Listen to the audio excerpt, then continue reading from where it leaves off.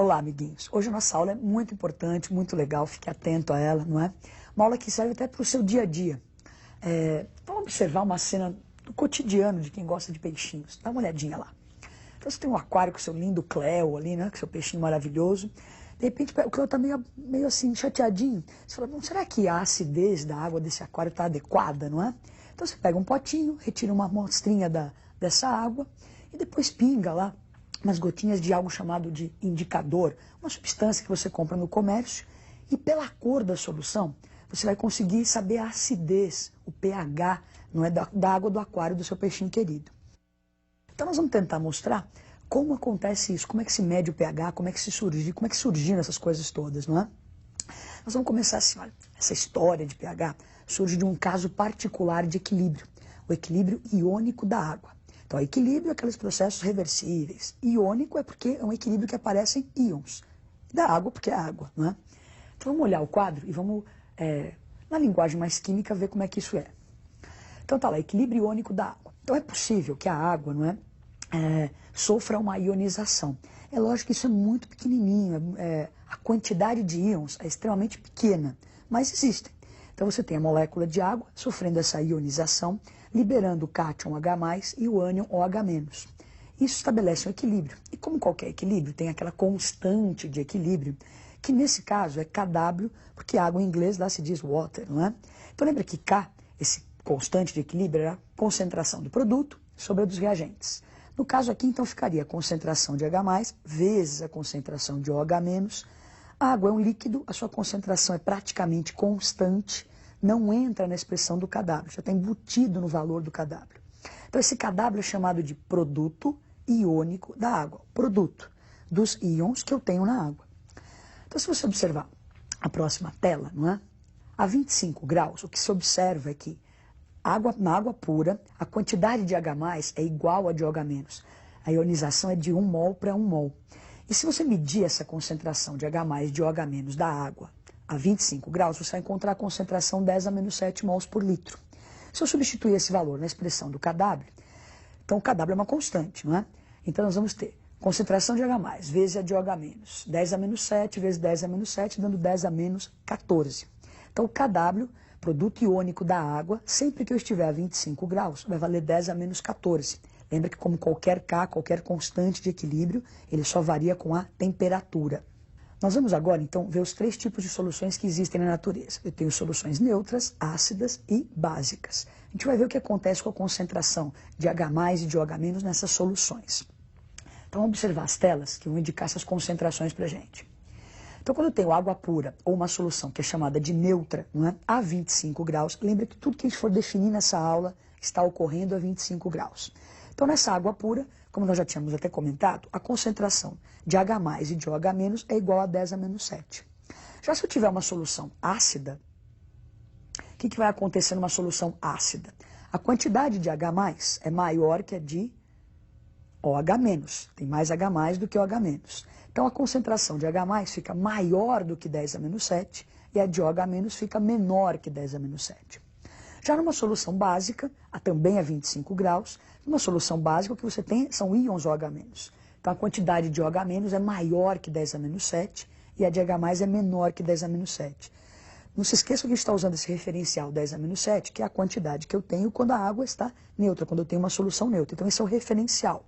Então 10⁻⁷, ela é neutra. Maior e menor, daí tem a solução ácida e a solução básica. Bom, então imagine agora, nós conhecemos os 3 tipos de solução. Então imagine que você tem um sítio maravilhoso, uma piscina belíssima, e você chega para o seu José, o seu caseiro, e fala, olha, seu José, nós precisamos manter a concentração hidrogeniônica na água da piscina na ordem de 10⁻² mols por litro.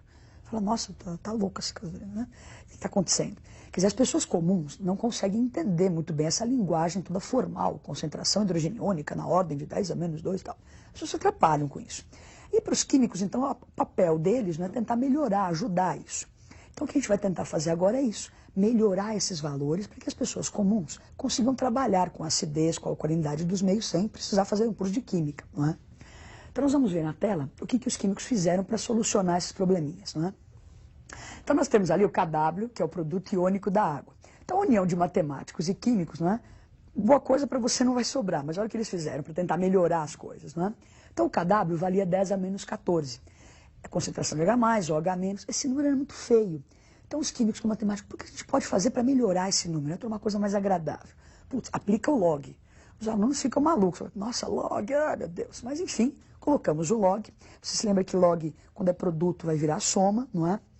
Bom, daí colocaram um log. Daí fala assim, putz, mas só o log? Se você pega o log de 10 a menos 14, isso daria menos 14, né? Você pega esse expoente, põe lá para frente, tal, você aprende isso na matemática lá com o Enzo. Então o que acontece? Esse menos 14 ele não está legal. Vamos melhorar um pouquinho mais. Então multiplica por menos 1. Sabe que a matemática tem o dom, né? Então multiplicamos tudo por menos 1. Então olha como ficou melhor agora. Olha a próxima tela. Então esse menos log de 10 a menos 14 vai virar o quê? 14. Né? E esse menos log para nós na química vai se associar a essa letrinha P de um potencial. Esse menos log não vai nos dar nenhum valor real de nada. É um potencial, uma tendência. Então ficou 14, estava lá o menos log de H+, virou o pH, olha que coisa linda. E o menos log de OH- virou esse POH.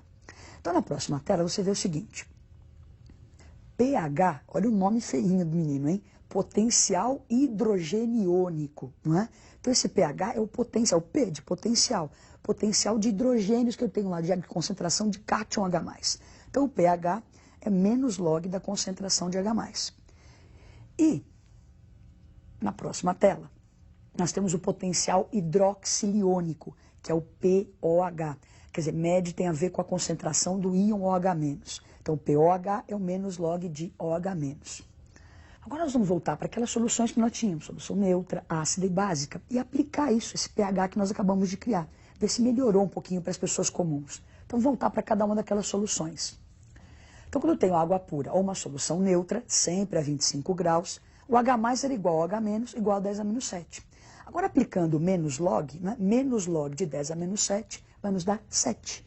Então, uma solução pura, água pura ou uma solução neutra, sempre que estiver a 25 graus, terá pH e pOH igual a 7. Na próxima tela, a gente vê uma solução ácida. Então, o que nós tínhamos na solução ácida? A concentração de H+ era maior que 10 a menos 7. Vamos pensar só nisso um pouquinho para não ficar muito confuso. Pensa num número maior que 10 a menos 7. Não poderia ser, por exemplo, 10 a menos 2. Se você pegar e aplicar o menos log de 10 a menos 2 daria 2. 2 é menor do que 7. Então, numa solução ácida, o pH fica menor que 7. Se a soma de pH e pOH tem que dar sempre 14, o pOH, por sua vez, fica maior que 7. Já numa solução básica, o que nós vamos ter? A concentração de H+ fica menor que 10 a menos 7 e o que aumenta é a de OH-. Então pense num número lá, OH- maior que 10 a menos 7. Poderia ser 10 a menos 5, por exemplo. Então se eu fizer o menos log de 10 a menos 5, vai me dar 5. Então o POH fica menor que 7. Consequentemente o pH fica maior do que 7. Só que isso parece meio tumultuado, maior, menor, maior. Vamos tentar fazer um quadro e colocar todas essas informações nesse único quadro para tentar facilitar a sua imaginação aí. Então, olha. Então, nós temos uma escala que é de pH e é de POH. Essas escalas, ambas, né, variam de 0 a 14 quando se está a 25 graus. Então, quando você tem o pH 7, o POH também vale 7, e nós temos uma solução neutra, a água pura. Quando o pH é 0, só para vocês sintonizando o que está acontecendo aí, olha. O pH é 0, olha na escala embaixo, o POH é 14. Se você observar, a soma sempre dá 14. Se o pH é 1, o POH é 13, pH 2, o POH é 12. Então, o pH de 0 a 7, nós temos uma solução ácida. Quando ele é exatamente 7, é neutra. E se o pH for maior do que 7, uma solução básica. É lógico que nos exercícios trabalha mais com a escala de pH, não é? A POH também aparece, mas para as pessoas comuns é mais o pH que se comenta. Então, se você aumentar o pH, aumenta a alcalinidade. Se você diminuir o pH, aumenta a acidez. Então, uma solução ela é mais ácida quanto menor for o seu pH. Bom, agora nós vamos fazer o seguinte, né? Alguns vestibulares eles cobram dos alunos a noção do que é um indicador, da cor de alguns indicadores. Então, olha como o nome está dizendo. Indicador serve para indicar alguma coisa. Indicador ácido e base é um indicador que vai ter uma cor diferente meio ácido, uma cor diferente meio alcalino. Então, com a corzinha dele, eu sei se o meio é alcalino ou se é ácido. Então, nós vamos mostrar dois indicadores bem importantes, que são a fenolftaleína e o papel de tornassol, que é importante você lembrar para o seu vestibular. Então, vamos lá, uma demonstração. Bom, então agora nós vamos ver aquela demonstração. Nós temos aqui soda cáustica, que é o hidróxido de sódio, e o ácido clorídrico, né? Então uma solução alcalina é uma solução ácida. O objetivo dessa brincadeira aqui é você lembrar a cor do indicador fenolftaleína em cada um desses meios. Então nós vamos pegar uma gotinha de fenolftaleína e vamos pôr aqui no ácido. Você fala, nossa, não aconteceu nada. Muda de cor, porque em meio ácido a fenolftaleína é incolor. Agora, se eu gotejar aqui na base, vamos pegar mais um pouquinho, não precisaria tanto, mas olha só. Se eu gotejar aqui na base, já fica rosa. Vamos dar uma agitadinha aqui, olha, só para você ver. Então, a fenolftaleína, em meio básico, ela é rosa. Alguns lugares falam vermelho, não é? Mas é rosa. E em meio ácido ela é incolor. Bom, então agora nós vamos ver o papel de tornassol ou tornassol, que cor que ele assume em meio ácido ou em meio básico. Novamente nós temos aqui alcalino, né, o NaOH, e aqui o meio ácido com ácido clorídrico. Então o tornassol você encontra no comércio com as cores azul e rosa, né? Então olha, papel de tornassol ou tornassol em meio ácido, ele fica rosa. Não é isso? Agora vamos lá pegar o outro. Bom, agora nós vamos ver o tornassol em meio alcalino, não é? Então, mergulhando o papel de tornassol em meio alcalino, ele fica azul. Então, em meio ácido ele é rosa e em meio básico ele é azul. Então, agora vamos voltar para a nossa aula. Vamos para um exercício agora. Com ou sem açúcar, o cafezinho é consumido por milhões de brasileiros. Sabendo-se que nesse cafezinho a concentração molar, ou pode ser em mol por litro, de íons H+, é na ordem de 10 a menos 5 mols por litro. O seu pOH a 25 graus e o caráter desse meio são respectivamente. Então aí vem as alternativas. Então lembra que ele falou do pOH. Então o pOH é 7, é neutro, é 9, é básico, então tem as alternativas possíveis aí. Vamos resolver e depois a gente volta para as alternativas. No exercício ele comenta lá no enunciado que a concentração do íon H+, é 10 a menos 5. Então, se eu tenho a concentração de H+, dá para eu calcular o pH. pH é o menos log dessa concentração. Então, substituo menos log de 10 a menos 5, 5. Agora, ele exercício pedia o pOH. Então, se nós olharmos a próxima tela, lembrando que pH mais pOH tem que dar 14. Então, se o pH vale 5, o pOH vale 9. Então, pOH 9 caracteriza uma solução ácida a 25 graus. Então, a respostinha é a letra E. pOH 9, solução ácida. Bom, então espero que vocês tenham gostado das nossas experiências, nossa brilhante aulinha de pH aqui. Façam bastante exercício, uma matéria que é bastante abordada nos vestibulares. E até a próxima aula.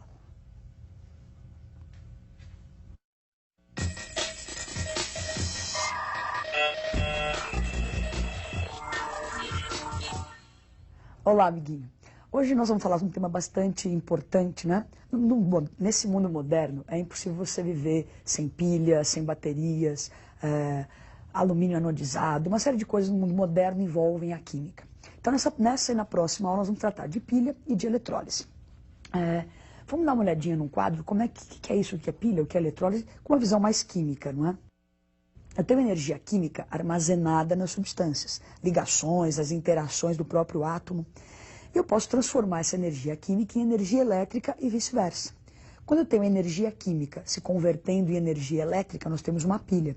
Lembra no seu rádio, você coloca a pilha no lugar, você não tem uma mini hidroelétrica dentro da pilha. São substâncias químicas que estão gerando energia elétrica. Um processo espontâneo, né? Você põe a pilha e o rádio funciona naturalmente. Quando a energia elétrica atravessar um sistema, vai provocar uma reação química, nós vamos ter a eletrólise, que vai ser um processo não espontâneo, o oposto da pilha. Hoje o nosso tema são as pilhas. E antes de falar delas propriamente dito, eu preciso falar de reações de oxirredução. Você se lembra, já tivemos aulinha de reação de oxirredução? São reações que acontecem com troca de elétrons, né? Alguém doando, oxidando, alguém recebendo, reduzindo. Nós vamos fazer agora um experimento para mostrar essas reações, ilustrar bem o que são essas reações de deslocamento, reações de simples troca, reações de oxirredução, que nós vamos precisar usar nas nossas pilhas. Então vamos ao experimento. O objetivo desse experimento é mostrar a reatividade, comparar a reatividade entre zinco e cobre. Então nesse primeiro potinho nós temos aqui o íon zinco. Eu pego uma lâmina de cobre e vou mergulhar aqui e vamos ver se o cobre consegue reagir com esse íon zinco que está na solução. Você vê que nada acontece, não é? Quer dizer, não há reação. O zinco não consegue ser deslocado pelo cobre. Agora vamos fazer o contrário. Nós temos aqui a solução azul, que caracteriza o íon cobre. E agora o zinco, essa lâmina metálica é feita de zinco, ela vai disputar o lugar do cobre que está na solução. Então vamos ver se a reação ocorre. Então, só para você perceber como já ficou escuro ali, quer dizer, alguma coisa nova está sendo formada ali.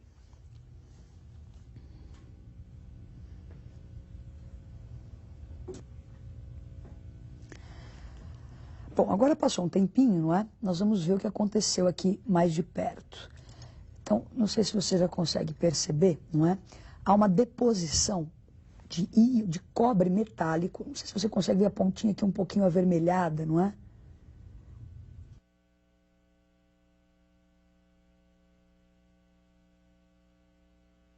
Daí o que acontece? Então nós vamos fazer o seguinte, passando a mão aqui, olha, você vê que é só uma camada superficial que nós temos aqui. Então a reação ocorre, essa lâmina de zinco, não é? Ela consegue reduzir o cobre. Então está na minha mão é cobre metálico, eu acho que não vai se formar um fio de cobre aqui, não é? Mas é o cobre metálico. Então nós estamos provando que o zinco é mais reativo que o cobre, ele consegue deslocar o cobre. Bom, nós não conseguimos enxergar os íons que estão na solução. Então você viu a experimentação, você viu que formou cobre metálico. Mas para você entender melhor o que acontece lá interiormente com os íons, nós vamos fazer uma tela para você observar isso. Então você observa ali que estava a barra de zinco mergulhada numa solução de íon cobre. Então o zinco oxida, não é? Forma zinco 2+, isso você não consegue perceber, é muito sutil, não é? Agora o que você percebe bem é o cobre que estava na solução, que era a cor azul, ele sofre uma redução, volta a ser cobre metálico, cobre zero, que é aquilo que nós vimos no nosso dedinho lá depositado. O que ocorreu foi essa troca de elétrons, o zinco dando elétrons, o cobre recebendo. Então se você observar a próxima tela, nós temos a reação química que ocorreu ali. Então nós temos o zinco sólido, uma barra metálica com NOx com a carga zero, o íon cobre 2+, nadando em solução, carga 2+, o que nós temos no lado do produto? O zinco 2+, e o cobre metálico. Então o zinco foi de 0 para +2, oxidou, doou elétrons. Doou para quem? Para o cobre. O cobre vai lá, recebe elétrons, então sua carga foi de 2 para 0. Então nós percebemos com essa reação que o zinco é mais reativo, tem mais vontade de oxidar do que o cobre. O que nós vamos fazer agora é o seguinte, organizar alguns elementos na sua fila de reatividade. Então vários experimentos desses são feitos e se construiu essa fila de reatividade. Então nós temos ali os metais alcalinos terrosos, o alumínio, zinco, ferro e chumbo, são chamados de metais não nobres. O hidrogênio não é metal, mas às vezes o ácido, né, libera H+, então o hidrogênio estaria disputando com esses metais a reatividade. E cobre, prata, platina e ouro seriam chamados de metais nobres, menos reativos que o hidrogênio. Então, quando eu caminho em direção ao ouro, diminui a reatividade desses metais. Quer dizer, a capacidade de perder elétron fica menor. Quem gosta muito de dar é o sódio. Quem tem mais facilidade em dar são os alcalinos. Ouro, os metais nobres, têm menor facilidade em dar, maior facilidade em receber. Bom, o que nós vamos fazer com essas coisas todas é tentar montar uma pilha, não é? Nós vamos montar uma pilha clássica, que é a pilha de Daniel. A primeira pilha construída foi de Alessandro Volta, o italiano. O nome pilha vem justamente que ele foi empilhando barras metálicas, não é? Agora nós vamos estudar uma pilha que é clássica, como eu disse, que é a pilha de Daniel, uma pilha feita de zinco e de cobre, que são essas substâncias que nós acabamos de trabalhar aqui. Se você parar um pouquinho para pensar, nós temos assim, ó, pilha, nós temos uma reação química se convertendo em energia elétrica. O que é essa energia elétrica? É um fluxo ordenado de elétrons. Então, essa reação que nós acabamos de fazer aqui, nós acabamos de dizer, olha, o zinco deu elétrons para o cobre. Só que esse fluxo de elétrons que existia ali, eu não aproveitei. Né? Quer dizer, ele aconteceu ali naquela superfície do zinco com o cobre. Agora, o que é montar essa pilha? É tentar aproveitar esse fluxo de elétrons. Então, uma pilha nada mais é do que uma dessas reações de oxirredução montada com uma aparelhagem que aproveitamos o fluxo de elétrons. Então, vamos ver como é que a gente vai montar uma pilha. Bom, primeiro nós precisamos construir os eletrodos. Então, com uma pilha de Daniel, pilha de zinco e cobre, vamos à construção dos eletrodos de zinco e de cobre. Então, o eletrodo de zinco nada mais é do que uma barra metálica de zinco mergulhada numa solução do seu próprio íon. Então, quando esse eletrodo está sozinho, isolado, você tem esse sistema aí, esse sistema em equilíbrio. Tem zinco 0, né, que é a barra metálica, e tem ali o zinco 2+ em solução, estabelecendo esse equilíbrio. Zinco 2+, mais 2 elétrons, zinco 0. E o eletrodo de cobre, você tem também uma barra de cobre mergulhada numa solução do seu próprio íon, e também estabelecendo esse equilíbrio. Agora, o que a gente vai fazer com esses eletrodos é montar a pilha. Vamos observar a próxima tela. Então, nós temos aí a montagem de uma pilha, uma montagem clássica, né? Os dois eletrodos, o de zinco e o de cobre. Eu preciso conectar esses metais, então tem um fio condutor conectando o zinco ao cobre, não é? Um fio externo. Essa ponte salina é para que haja um equilíbrio dos íons nas soluções. Depois a gente vai entender um pouco melhor isso. Então, a hora que você conectar, não é, o zinco ao cobre, o que acontece? O zinco é mais reativo, tem mais vontade de doar elétrons do que o cobre. Então, a hora que você conectar, vão sair elétrons do zinco, passando pelo fio e chegando lá no eletrodo de cobre, o que vai fazer a lâmpadazinha acender, né, que é basicamente a pilha. Agora nós vamos assim para a parte mais teórica dessa história e vamos ver a reação que vai acontecer. Depois nós voltamos para esse desenho para entender melhor, mas vamos para a teoria.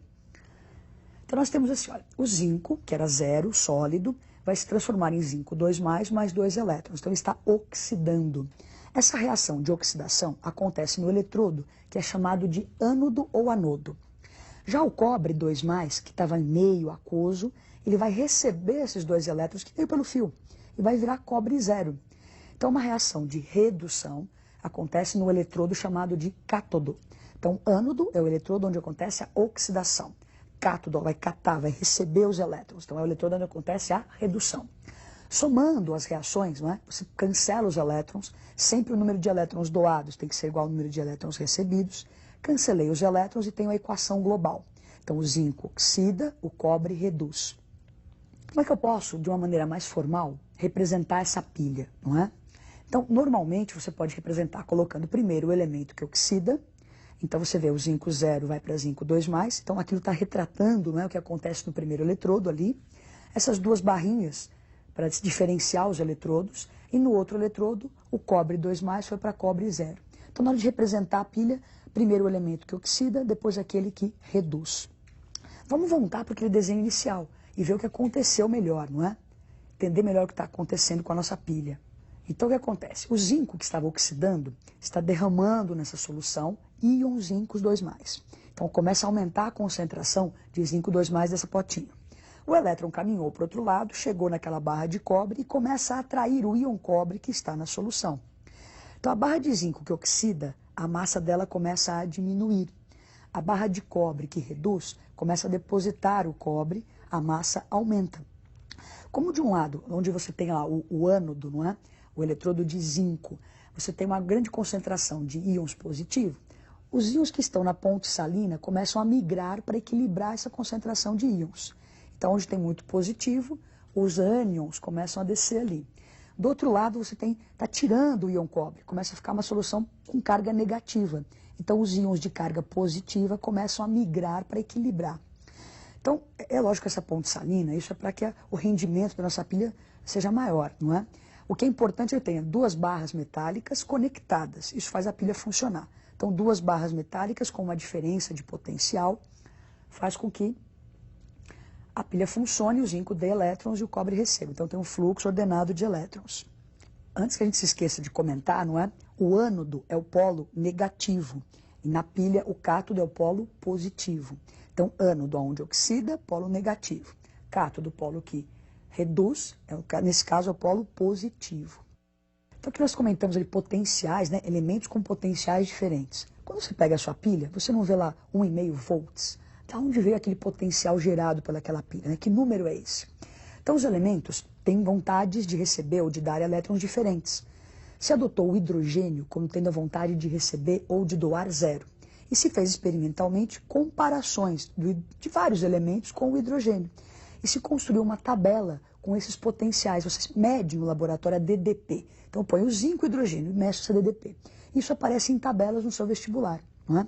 Então, nós vamos colocar alguns exemplos de alguns elementos com os seus potenciais. E é com esse valor de potencial, que eu posso medir a DDP criada pela pilha. Então vamos olhar ali um pouquinho o quadro. Então, com os dados de laboratório, se monta essa tabela de potenciais padrão de redução. Normalmente é esse valor que é fornecido para o aluno, não é? Então, tem alguns exemplos. O sódio recebendo um elétron, virando sódio zero. O potencial, a vontade com que ele recebe esse elétron é negativa. Lembre que nós comentamos que os alcalinos gostam muito de doar. Quer dizer, para receber é uma situação contrária. Ele não gosta, potencial é pequeno. Já o cobre 2+, olha lá, recebe 2 elétrons com potencial positivo. É lógico que é positivo porque está em relação ao hidrogênio, que é zero. Então, a vontade do hidrogênio é zero, o cobre tem uma vontade maior. Bom, tendo essa tabela, eu posso calcular, então, a DDP da pilha. Vamos ver a próxima tela. O cálculo do ΔE de uma pilha é o potencial de redução de quem reduz, menos o potencial de redução daquele que oxida. Então, substituindo os valores que são dados na tabela, na nossa pilha, nós vamos ter o seguinte. Então, o ΔE da nossa pilha, a pilha de zinco e cobre, então o potencial do cobre menos o do zinco. Substituindo os valores, se eu montar uma pilha em casa de cobre e zinco, eu vou ter uma DDP, um ΔE, de 1,10 volts. Bom, então tivemos uma noção do que é uma pilha. Não se esqueça que é uma reação de óxido-redução espontânea, duas barras metálicas conectadas por um fio, temos uma DDP, temos a pilha funcionando. Façam exercícios de pilha, é uma matéria um pouco confusa, né? Tem que fazer exercício para gravar bem as coisas, e até a próxima aula.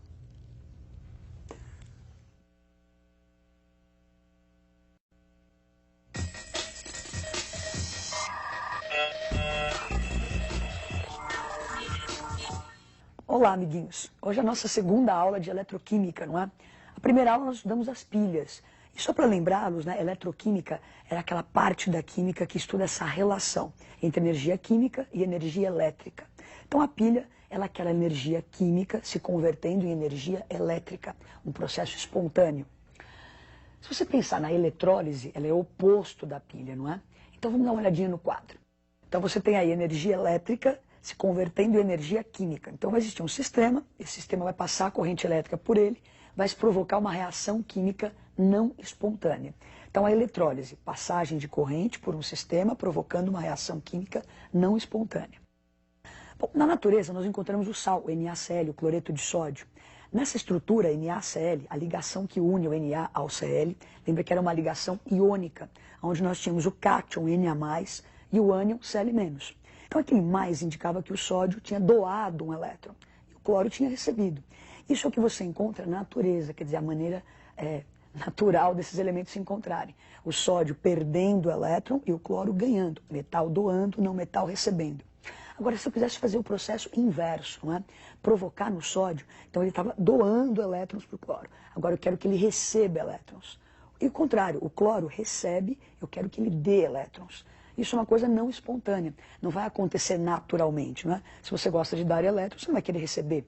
Então, o que a gente tem que fazer para que isso aconteça? Forçar essa situação através da passagem de corrente. Então nós vamos ver agora o seguinte, não é? Se eu quisesse forçar, normalmente o sódio faz o quê? Doa, eu quero que ele receba. O cloro recebe, eu quero que ele doe. Como é que seriam essas equações? Vamos olhar o quadro. Processos não espontâneos, onde eu iria provocar a descarga desses íons. Então o sódio, na natureza, eu encontro ele Na+. Eu ia forçar ele a receber um elétron e a voltar a ser o sódio zero. Então, olha, processo não espontâneo. O Cl-, ele gosta de receber, tanto que ele está negativo. Eu iria forçar ele a doar 2 elétrons e a formar o gás cloro. Então, processos não espontâneos, onde aconteceria uma descarga desses íons. Bom, então a eletrólise é justamente isso. Nós vamos tentar pegar um sistema, passar a corrente elétrica por esse sistema e provocar essas descargas que nós vimos como exemplo, não é? Então, para você lembrar bem, o que é eletrólise, o que nós vamos fazer durante a eletrólise? Dá uma olhadinha no quadro. Então, quero fazer uma eletrólise. Alguém pediu para você no vestibular, vamos fazer eletrólise de tal coisa. Você lembra, eletrólise é um processo não espontâneo, onde a passagem de corrente elétrica provoca a descarga de íons. Esse é o seu objetivo. Falou em eletrólise, você pensa nisso aí. Bom, tem que passar a corrente, provocar a descarga de íons.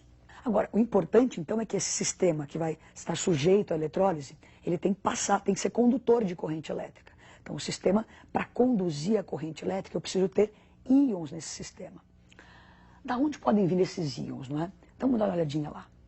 Então, para que haja eletrólise, o sistema conduzindo a corrente elétrica precisa ter íons livres. Eu posso obter esses íons livres pela fusão de substâncias iônicas, pela dissociação ou ionização de substâncias em meio aquoso. Então, eu preciso de íons pela fusão ou pela dissociação ou ionização. Eu preciso de íons para que o sistema conduza a corrente elétrica, não é? Sem esses íons livres no sistema não vai haver eletrólise. Então, coisa primordial. Que tipos de eletrólise existem, não é? A gente vai aprender os dois hoje. Então, dá uma olhadinha. Eu tenho eletrólise ígnea, que é uma eletrólise em ausência de água. Então, só ganha no exercício. Faça eletrólise ígnea, você sabe que não vai existir água. E tem eletrólise em meio aquoso. Nós vamos fazer os dois exemplos. Você vê que a água pode interferir durante a eletrólise. Bom, então nós vamos começar pela eletrólise ígnea, que é a eletrólise mais simples. Tenha sempre na sua mente o seguinte: vou fazer eletrólise, vou passar a corrente elétrica, provocar a descarga de íons. Lembre sempre disso. Então vamos ver como é que a gente monta uma aparelhagem para se fazer uma eletrólise ígnea. Dê uma olhadinha. Bom, eu preciso de corrente elétrica, então eu vou ter uma fonte de corrente contínua, não é? Pode ser uma pilha, uma bateria, então eu preciso dessa fonte.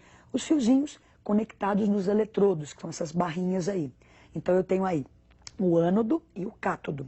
Então o ânodo de carga positiva e o cátodo de carga negativa. Como é uma eletrólise ígnea, é uma eletrólise sem água. Então normalmente você pega um material e vai fundir esse material. Então tem um potinho aí, se você ver, tem uns aquecedores, não é? Para que haja a fusão do material. Então dentro dessa cuba vai existir um material, ele vai passar pela fusão e a corrente elétrica então vai atravessar o sistema e provocar a reação de descarga dos íons que estão no sistema. Nós vamos fazer o exemplo na eletrólise do NaCl, do cloreto de sódio, então eletrólise ígnea. Então vou pegar o cloreto de sódio, que é um sólido, para que esses íons que estão presos no cristal se soltem, eu preciso fundir o material. Essa eletrólise ígnea nós vamos fazer do cloreto de sódio. Então nós vamos obter sódio e cloro. Também na indústria, o alumínio é obtido através de eletrólise ígnea. O alumínio é um elemento superabundante, não é? Por que ele custa tão caro? Porque essa obtenção ela é cara, não é? Então eu obtenho o alumínio a partir da bauxita por uma eletrólise ígnea. Mas o nosso exemplo então é do cloreto de sódio. Vamos imaginar então as reações que acontecem no processo. Dê uma olhadinha no quadro e observem as reações. Então a primeira coisa, nós temos o NaCl sólido, ele não ia conduzir a corrente elétrica dessa forma. Então você funde o material, teremos o NaCl líquido. Ele líquido, ele perde aquela estrutura cristalina. Então os íons Na+, e Cl- ficariam soltos, né, naquela cuba que nós vimos ali. Bom, se você ligar o gerador, vai começar a passar a corrente e vai provocar as reações não espontâneas de descarga dos íons. Então a ideia é bom que você guarde isso aqui, olha. Cátion migra para o cátodo e ânion migra para o ânodo. Dá para meio que guardar, né? Associa. Então o cátion vai para o cátodo e no cátodo ele recebe elétrons. Então ele é forçado a receber 2 elétrons e vai formar sódio zero, sódio sólido. No ânodo, então o Cl- migra para o ânodo, dando elétrons, né? Perdendo, oxidando, perdendo 2 elétrons e formando o gás cloro. Então se lembra, tem naquela cuba, esses íons estavam soltos, nadando, Na+, e Cl-. Cátion migrou para o cátodo, ânion migrou para o ânodo. Bom, então nós vamos fazer agora a soma das equações para se obter a equação global da eletrólise. Na primeira situação, nós tínhamos o NaCl fundido, então ele liberou seus íons. Então aqueles íons, o Na+, e Cl- estavam na cuba. Então o que aconteceu? O cátion migrou para o cátodo, onde catou os elétrons, e houve então uma reação, ele se transformou em sódio. O ânion migrou para o ânodo, se transformou em cloro, gás cloro.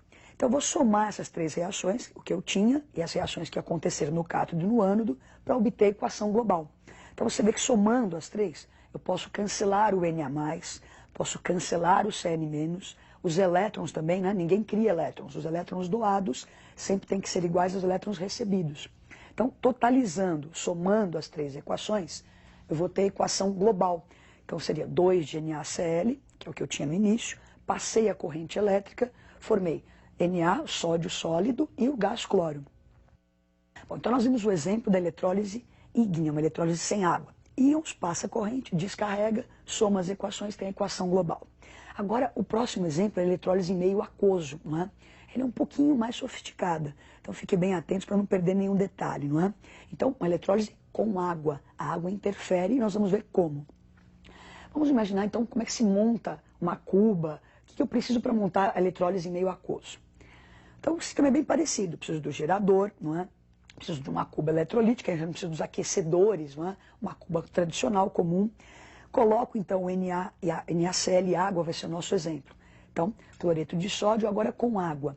Na hora que eu coloco isso na cuba, daqui a pouquinho nós vamos ver que íons que estão presentes nessa cuba. Então, o cátodo, o ânodo, tudo conectado. Quando você ligar a corrente, então vai começar a provocar a eletrólise, que é a descarga de alguns desses íons. Só que o que acontece? Agora, nessa cuba, nós temos o Na+, temos o Cl- e a própria água, não é? Então vai haver uma disputa. Você tem que se jogar de um penhasco, né? Ninguém quer se jogar de um penhasco. Então, o sódio, por exemplo, é o metal. O negócio dele é dar elétrons. E aí, na eletrólise, ele é forçado a receber. Ninguém quer saber de receber. Então, fica aquele jogo de empurra, porque na água tem aquele cátion, assim, indiretamente tem o H+. Né? É pequena quantidade, mas dentro da água tem o H+, e tem o Na. Então, a água interfere nessa situação. Ela disputa com o sódio a descarga no cátodo. Já no ânodo, você tem o cloreto, não é, o Cl-, e na água tem lá o OH, não é, esse ânion embutido dentro da água. Então vai haver essa disputa. Então a água acaba disputando, presta atenção, com o cátion para ir para o cátodo e com o ânion para ir para o ânodo. Bom, como é que eu vou saber quem vai ser descarregado primeiro? Como é que eu vou saber essa ordem de descarga? Bom, você vai saber essa ordem de descarga decorando uma pequena tabelinha. E às vezes alguns vestibulares são gentis e colocam essas tabelinhas pra gente, não é? O importante é saber usar essas tabelas. Então dá uma olhadinha no quadro.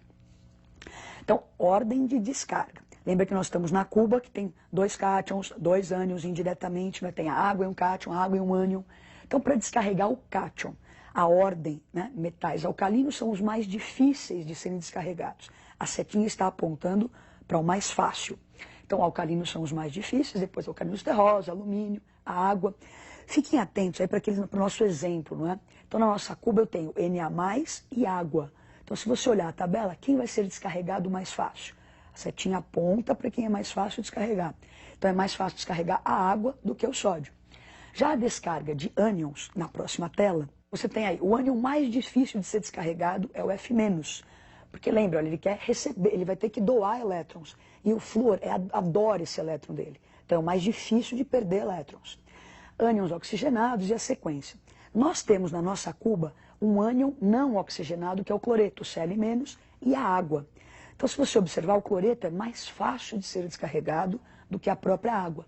Então, indo para a própria eletrólise, agora na próxima tela, voltando para a nossa cuba eletrolítica, então você tem lá a fonte, tem os geradores, então olha lá, Na+, Cl- e a água. Como nós vimos na ordem de descarga, o cátion da água, na água vai migrar para o cátodo e o Cl- vai migrar para o ânodo. Então, a água descarregada no cátodo e o Cl- descarregado no ânodo. Vamos para as equações. Então, olha lá, nós tínhamos em meio aquoso, não é? Na+, Cl- e moléculas de água. Então, essas coisas estavam presentes naquela cuba. A hora que eu passo a corrente, então o ânion cloreto migrou para o ânodo, formando cloro. E a água migrou para o cátodo, então a água vai receber elétrons. Na verdade, é o H+, que está embutido na água, que recebe esses elétrons, formando gás hidrogênio.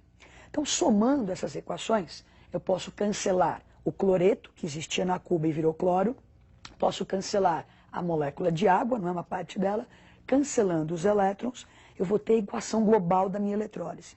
Então, NaCl em água formou no ânodo o gás cloro, no cátodo o gás hidrogênio e sobrou na cuba Na+ e OH-. Essa eletrólise é extremamente importante industrialmente pensando, né? Ela produz gás hidrogênio, que é um bom combustível, gás cloro, que eu posso usar no tratamento de água, e sobra na cuba o NaOH, que é o hidróxido de sódio, que eu uso para fazer sabão, detergentes, indústrias de vernizes, não é? Então, é uma equação bastante importante essa. Então, espero que você tenha acompanhado, não é? Assista de novo, regrave isso, veja os detalhes importantes. Lembre-se sempre, falou eletrólise, passar a corrente, descarregar íons. Quando for em meio aquoso, tendo a água, existe aquela disputa entre os cátions e ânions e a água, não é? E até a próxima aula. Coragem, estudem.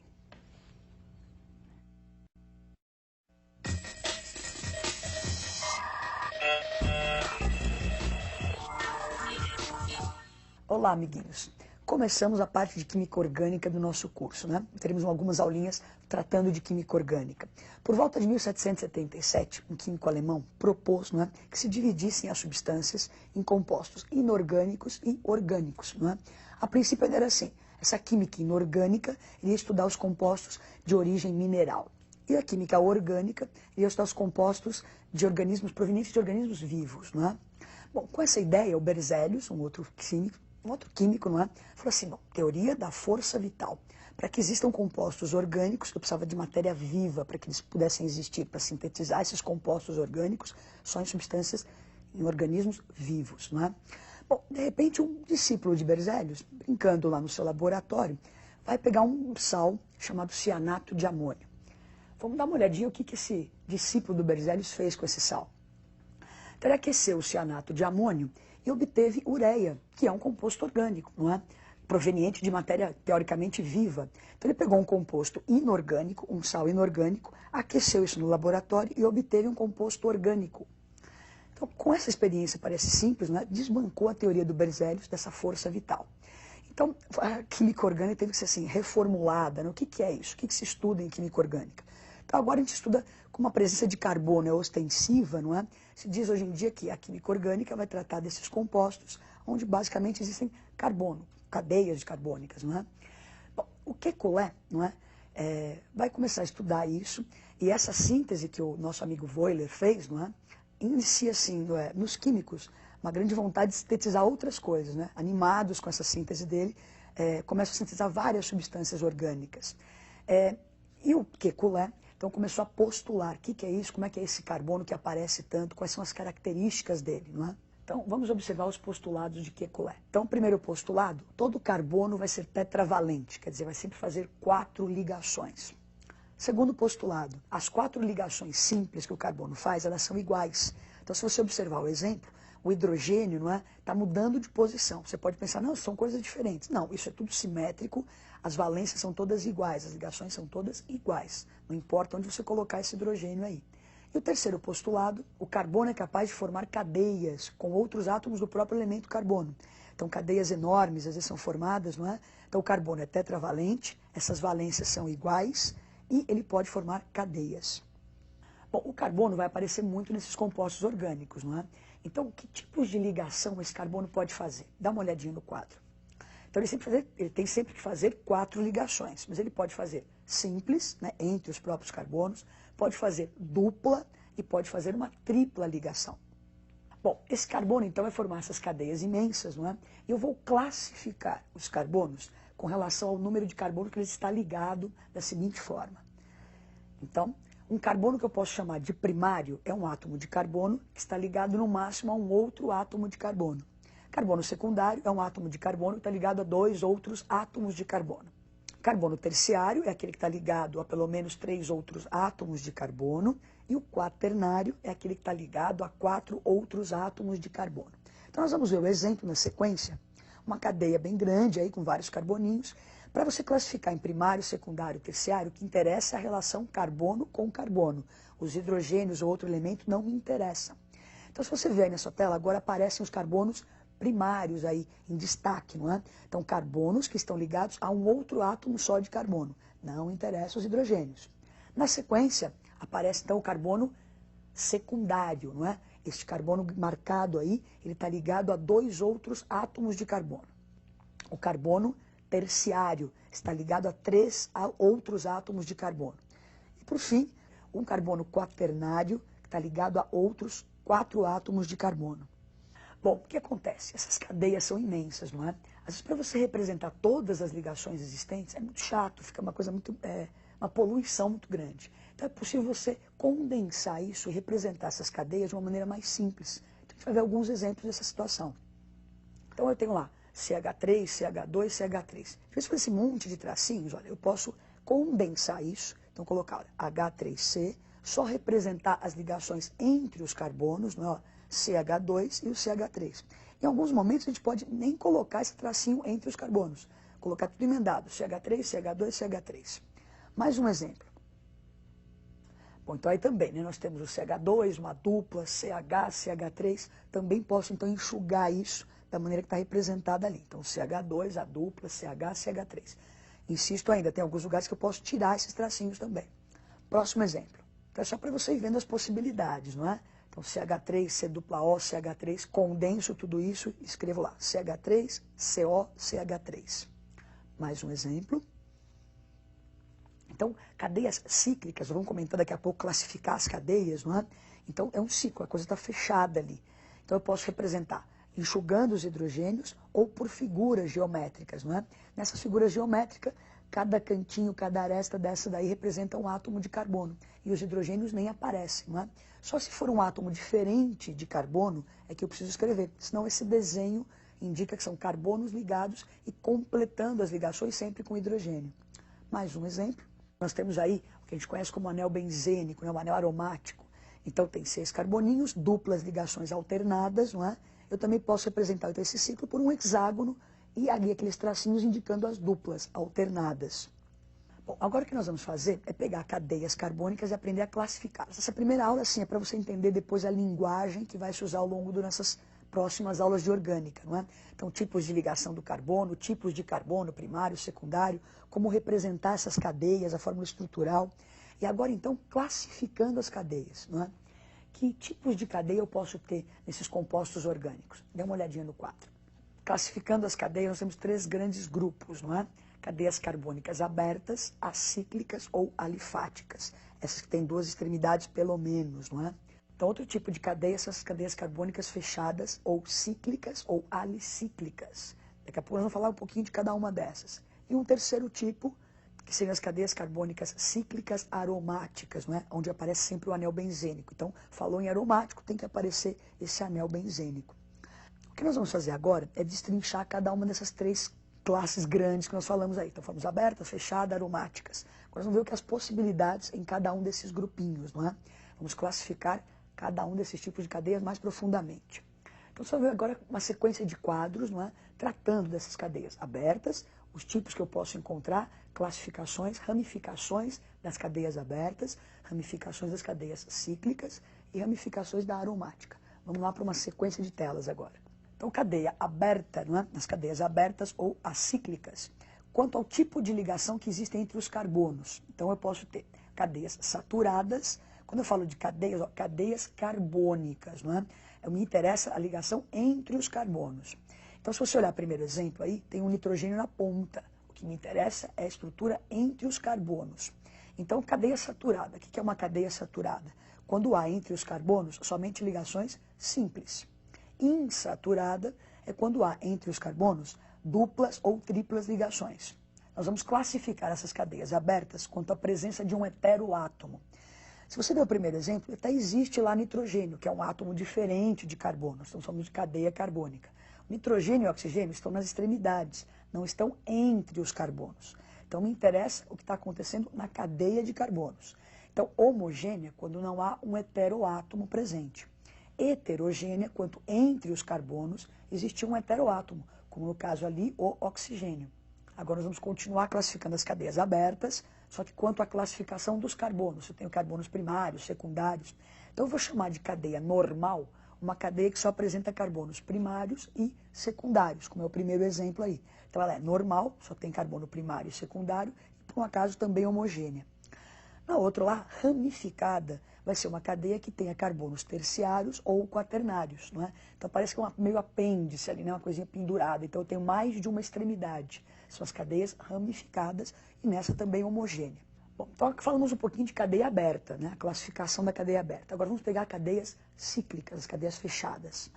Então nas cadeias alicíclicas ou fechadas ou cíclicas, não é? Vou classificar a cadeia de carbonos, quanto ao tipo de ligação entre os carbonos. Então, de novo, saturada, quando só existem simples ligações, insaturadas, quando houverem duplas ou triplas ligações. Então, ainda falando de cadeias fechadas, agora, quanto à presença do heteroátomo. Então, é um ciclo, você tem ali o ciclo. O que é um homocíclico, uma cadeia homocíclica? Quando não existe um heteroátomo. Uma cadeia heterocíclica, quando na cadeia existe o heteroátomo. Quer dizer, entre os carbonos, no ciclo, tem um átomo diferente de carbono. Falando ainda de cadeias fechadas, agora quanto à classificação do tipo de carbono. Então, o que é uma cadeia fechada, um cíclico, né? Uma cadeia cíclica normal? Aquela que só tem carbonos primários e secundários.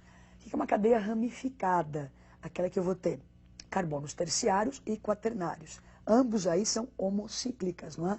O ciclo só tem átomos de carbono. Bom, agora, para finalizar, só está faltando as cadeias aromáticas, não é? Então, vamos ver como é que se pode classificar algumas cadeias aromáticas. Então, nós temos a classificação. Bom, falou em aromático, lembra que tem que ter esse anel benzênico aí. Então, eu posso classificar quanto ao número de núcleos que eu tenho. Então, mononuclear, quando eu tenho só um núcleo de benzeno. Polinuclear, quando eu tenho vários núcleos de benzeno numa molécula. Então, uma outra maneira de classificar as cadeias aromáticas são quanto à disposição desses núcleos aromáticos. Então, núcleos isolados, não há contato, tem um átomo de carbono entre os núcleos, não é? Um primeiro exemplo. E núcleos condensados, quando os átomos de carbono dos núcleos podem se encontrar, e o nome está dizendo, condensados. Bom, o que nós aprendemos hoje, então, foi um pouquinho da introdução da química orgânica. Aprendemos os tipos de carbono, ligações que o carbono faz, aprendemos a classificar algumas cadeias abertas, fechadas, aromáticas. Façam alguns exercícios, é uma coisa bem simplesinha, né? Só você lembrar essa sequência de nomes, é muito nomezinho. Bom estudo e até a próxima aula.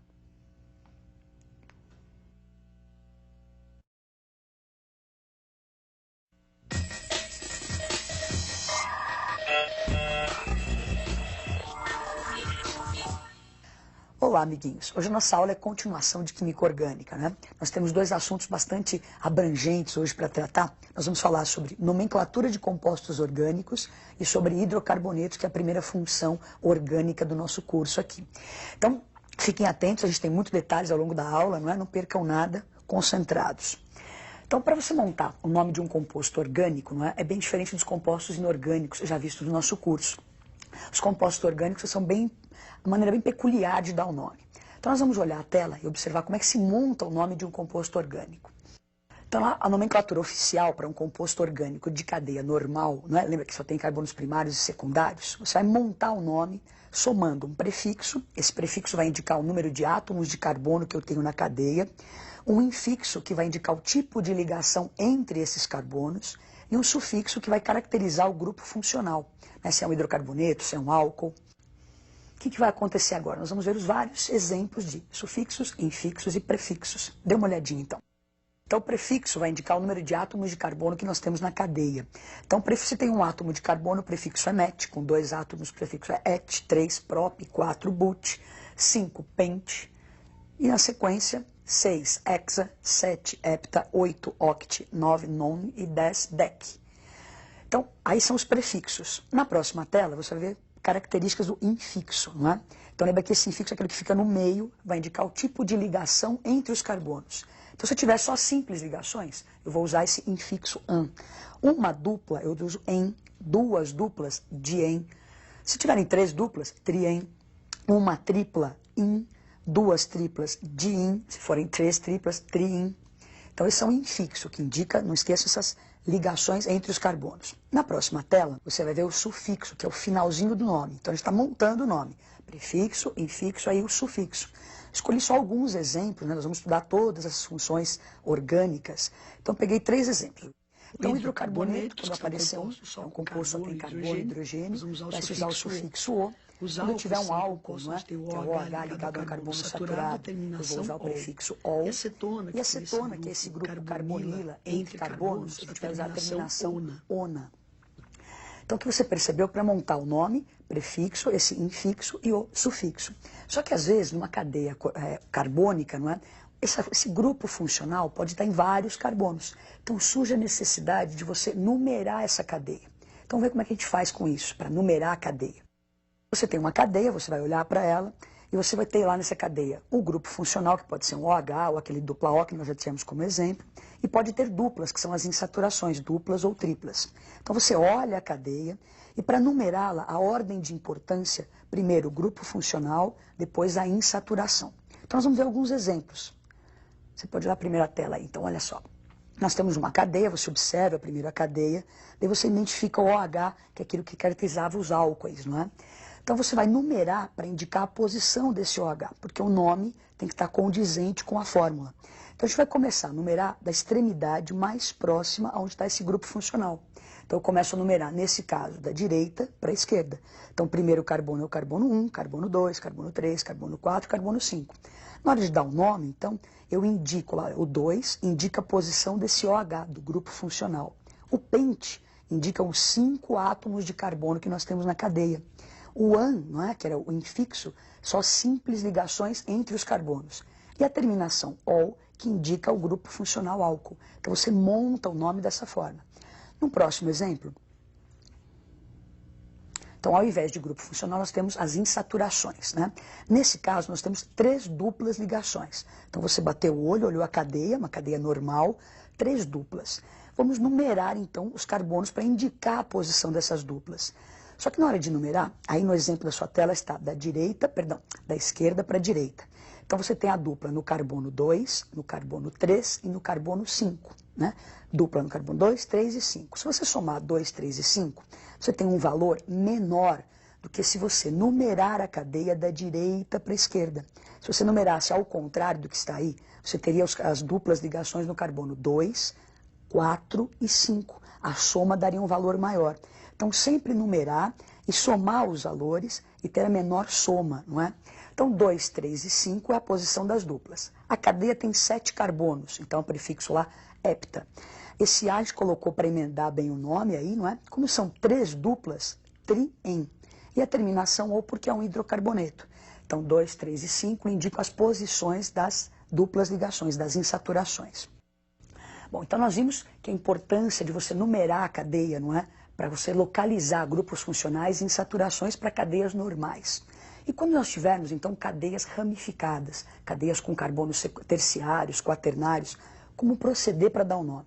A primeira coisa que você tem que fazer é escolher o que se chama de cadeia principal. Então, vamos ver as características dessa cadeia principal. Então, para escolher essa cadeia principal, não é? Ela deve possuir o grupo funcional, deve estar ligado a essa cadeia, deve englobar o maior número de insaturações, de duplas e triplas possível. E a coisa mais importante, ter o maior número de átomos de carbono. Então, você vai olhar para uma cadeia, vai escolher a cadeia principal. Então, o maior número de átomos de carbono, que contenha o grupo funcional, que tem o maior número de insaturações. Então, vamos dar uma olhadinha no exemplo. Então, você olha para uma cadeia, você tem aí uma série de carbonos, a gente tem carbonos terciários, indicando que a cadeia é ramificada. Então, eu tenho que escolher uma sequência com o maior número de átomos de carbono. Se eu começo a numerar da direita para a esquerda, não é? Você vê que sobram aí. Então, tem a cadeia principal, que é essa que está com uma cor avermelhada aí no seu tela. Daí vai sobrar essas coisinhas penduradas aí, que eu chamo de radicais, não é? O que acontece? Nessa situação, eu tenho 2 radicais. Se a gente olhar o próximo exemplo, é a mesma cadeia, não é a mesma, só que nós numeramos de uma outra forma. Começamos ali, fomos descendo, não é? Então, carbono 1, 2, 3, 4 e 5. Nessa situação, olha como a gente fica, sobram ali 3 radicais. Então, essa situação seria a situação correta, porque a cadeia principal tem o maior número de átomos de carbono e você tem maior número de ramificações. Então, escolhemos a cadeia principal. Agora, na sequência, se você tem uma cadeia mista, onde você tem uma cadeia aromática ou cíclica e uma cadeia normal pendurada a essa, normalmente a cadeia alicíclica ou ciclo, né, ou a aromática serão a cadeia principal, deixando como ramificação essas cadeias normais estariam penduradas nesse ciclo. Não é? Bom, então nós comentamos aí cadeias normais, como se dá o nome, cadeias, quando há ramificações, você escolhe a cadeia principal. Agora, escolhi a cadeia principal, vão sobrar esses radicais. Como é que é o nome desses radicais que sobram ali ao redor da cadeia principal? Dá uma olhadinha no quadro. Então, se um radical tem um átomo de carbono, o nome dos radicais pode terminar em il ou em ila, não é? Então, um carbono seria o radical metil, 2 carbonos, etil. Agora, com 3 carbonos, a gente tem 2 possibilidades, não é? Esses 3 carbonos podem estar ligados à cadeia principal, como está aí no seu quadro, ao carbono primário, que seria o N-propil. Se você olhar então na próxima tela, você tem aí 3 carbonos também, só que esses 3 carbonos estariam ligados à cadeia principal pelo carbono secundário. Então seria sec-propil ou isopropil. Na próxima tela, mais alguns exemplos de radicais, não é? Com 6 carbonos, o anel aromático ligado a uma cadeia principal, nós teríamos então o fenil, e com 7 carbonos, o anel e esse carboninho, quando ligado à cadeia principal, seria o radical benzil. Vamos ver agora, agrupando tudo isso que foi dito, não é? Como proceder para dar um nome a uma cadeia ramificada, não é? Vamos lá para o quadro. Então, primeira coisa, você vai dar aquela paquerada na cadeia, não é? Vai localizar os radicais. Então, você escolheu a cadeia principal, localiza os radicais. A localização desses radicais deve ser informada pelo número do carbono da cadeia. Então, a cadeia vai ser numerada a partir daquela ordem de importância que nós já vimos. Primeiro, o grupo funcional, na extremidade mais próxima ao grupo funcional. Depois, a importância da insaturação. E o que é menos importante seriam os radicais. Então, vamos para os exemplos. Você olhou para a cadeia, né, deu aquela namorada na cadeia. Então, você identifica o grupo OH, que é um radical. tem lá, escolher a cadeia principal. Então eu escolho, começo a contar, eu tenho 6 carbonos. Vou dar importância para o grupo funcional, que é o OH. Então começo a numerar da extremidade, da direita para a esquerda. Então sobrou ali um radical. Na hora de dar o nome, primeiro vai aparecer o nome do radical, depois o nome da cadeia principal. Então o nosso radical CH3, que é o metil, ele está no carbono 5. Então 5-metil. Daí o 2, né, indica o quê? A posição do OH, que é o grupo funcional. Então hexa são 6 carbonos na cadeia, o AN das simples ligações e o ol, que é a terminação de álcool. Então 5-metil-2-hexanol. No próximo exemplo, se a cadeia apresentar 2 ou mais radicais, você deve usar o prefixo di, tri ou tetra para indicar a quantidade de radicais. Então dá uma observada no exemplo. Então você olhou para a cadeia, escolhe a cadeia principal, nesse caso é que está na horizontal, com 5 átomos de carbono, sobraram 3 radicais iguais, 3 radicais com um carbono, que é o metil. Então começo a numerar da extremidade da direita para a esquerda, para que a soma dos valores fique o menor possível, como já tínhamos dito. Então nós temos, olha, no carbono 2, tem 2 radicais, então põe 2,2. Daí o outro radical está no carbono 4, então eu indico a posição do radical pelo número do carbono que ele está. Então 2,2,4, como são 3 trimetil, daí pente, que são 5 carboninhos na cadeia principal, o AN das simples ligações e a terminação OL, porque é um alcano. No próximo exemplo, se a cadeia apresentar 2 ou mais radicais diferentes, eles devem ser indicados em ordem alfabética.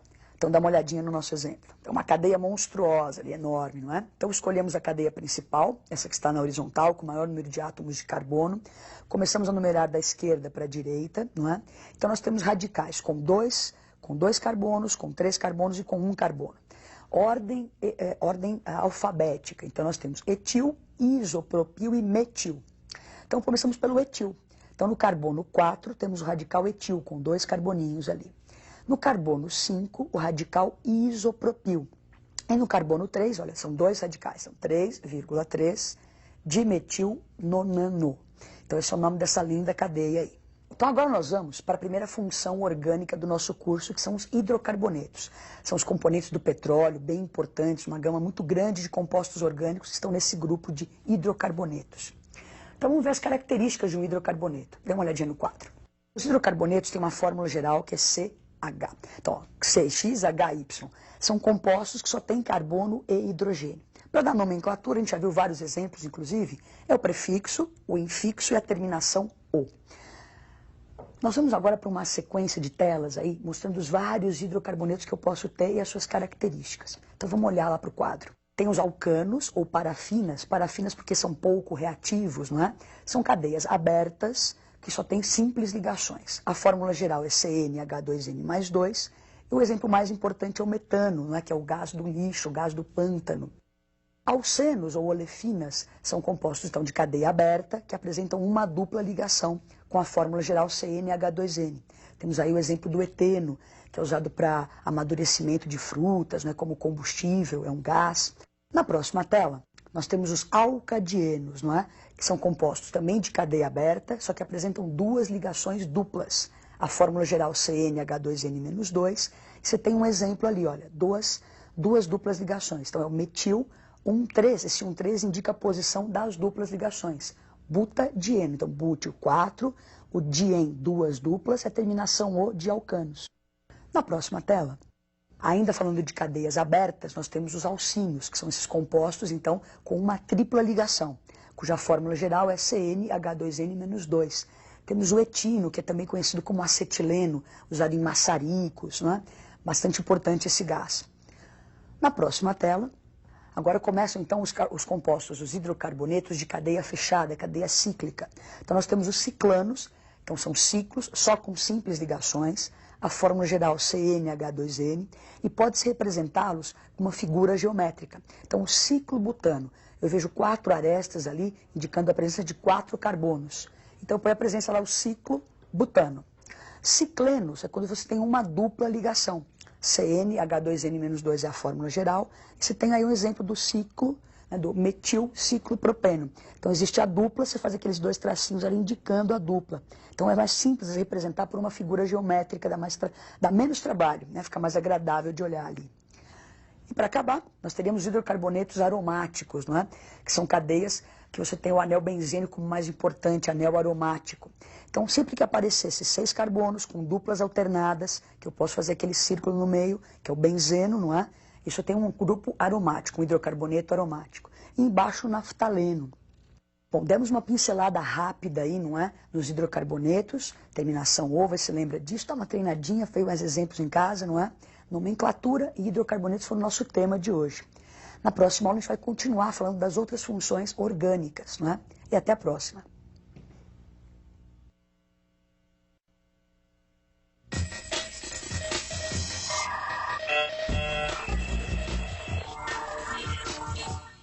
Olá, amiguinhos. Hoje então vamos continuar nossa aulinha sobre funções orgânicas. Hoje são as funções orgânicas oxigenadas e nitrogenadas, não é?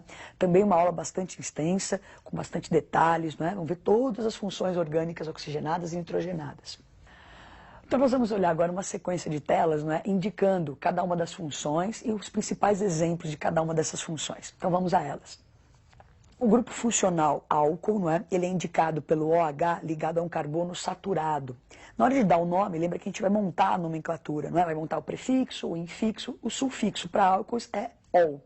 Então temos lá o exemplo do etanol, né? Et são os 2 carbonos, an as simples ligações e ol, que é a terminação que indica justamente o OH ligado à cadeia.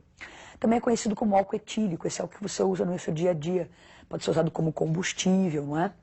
Na próxima tela, então temos aí o butanol, então você vê o OH ligado a carbono saturado. Então são 4 carbonos na cadeia principal, o OH está no carbono 2, não é?